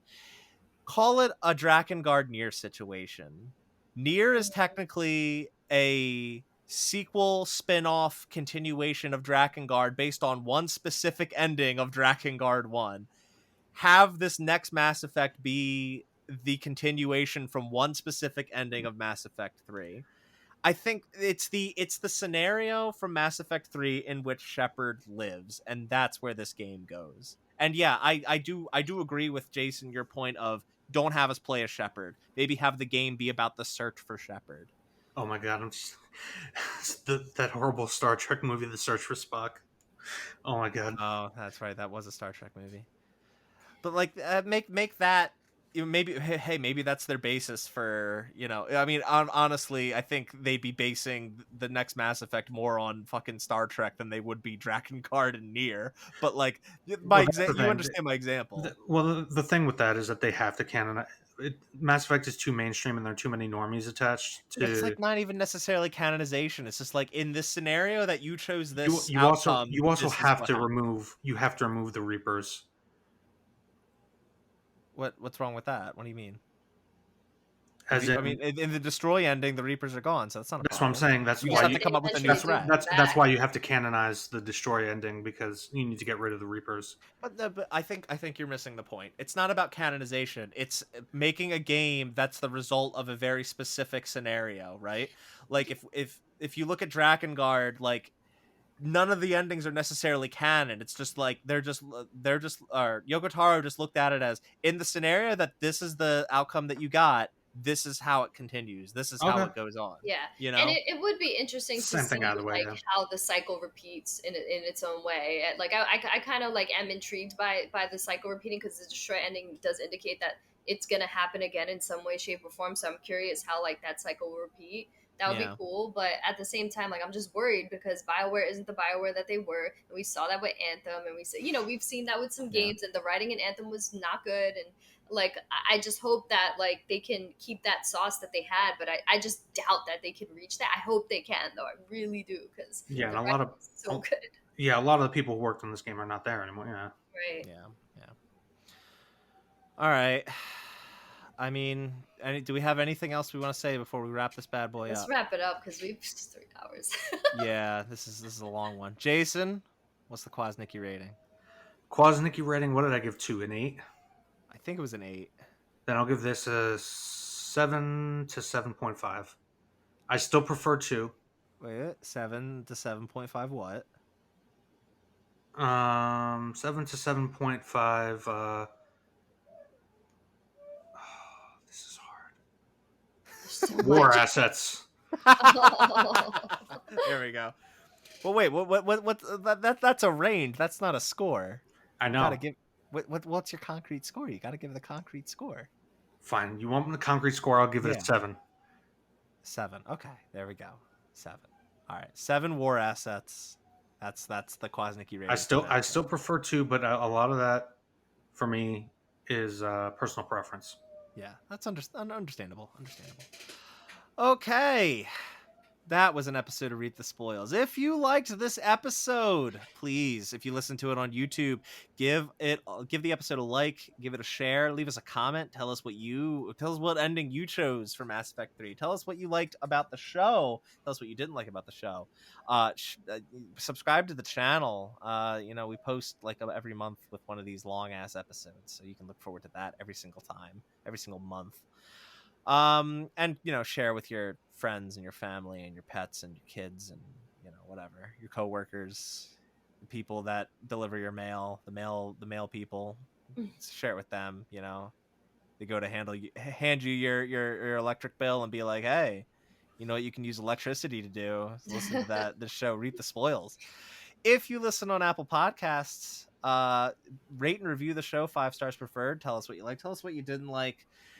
And share the show once again, please. It helps so much. And hit that Really, like really button on does. YouTube. Yeah, I said that. I said like the episode. I'm sorry. There's so much. There's so much Yeah, social media stuff. So the thumbs up. I'm getting looks. too old. Stop this. If you would like to, you can follow me on Twitter at Nibelheimi, and you can follow Delaila on Twitter at Assassina_San. Yeah, underscore. Yeah. If you you can follow Jason on Twitter at SolidQuas, but don't follow him. He doesn't fucking use it. He forgets he has it. I don't think it's there anymore, but okay. No, it's still there. It's still there. Okay. Trust me, it's still there. And you can follow the general channel, podcast show, whatever, at Dead Cell Media. And Jason, actually no, I'm giving this one to Delaila. She's getting a double feature today. Delaila, what's the next episode of this show? Elden Ring. I don't know. I'm taking your guys' word for it. I'm trusting you on this. I don't know how the fuck we're gonna do an episode on this. Well, I mean, Delaila and I are already good to go, pretty much. It's just you. You're still maidenless. I mean, just like how FromSoft games tend to be structured. It's just I'm. It's gonna be mostly about gameplay and open world structure, but there will be some conversations about. There's a lot of lore, yeah. A lot of side missions that have some interesting. There are a lot of characters that you make much like Mass Effect. Yeah, more than most of the other FromSoft games. I think this justifies some characters and lore to talk about, and there's also a lot of interesting conversations to have just about a game itself. But as of right now, Mark, you are still maidenless. You have not. I have not yet. No fingers in holes yet. So I have not yet touched Grace. I need to go touch Grace. So I will get right on that. So yeah, next episode's on Elden Ring. Hope you guys listen to that when that comes out, and wish me luck because I'm about to embark on quite a journey with that game. The land between. Yes, and look forward to that, and thanks for listening. Bye. Bye-bye, everybody.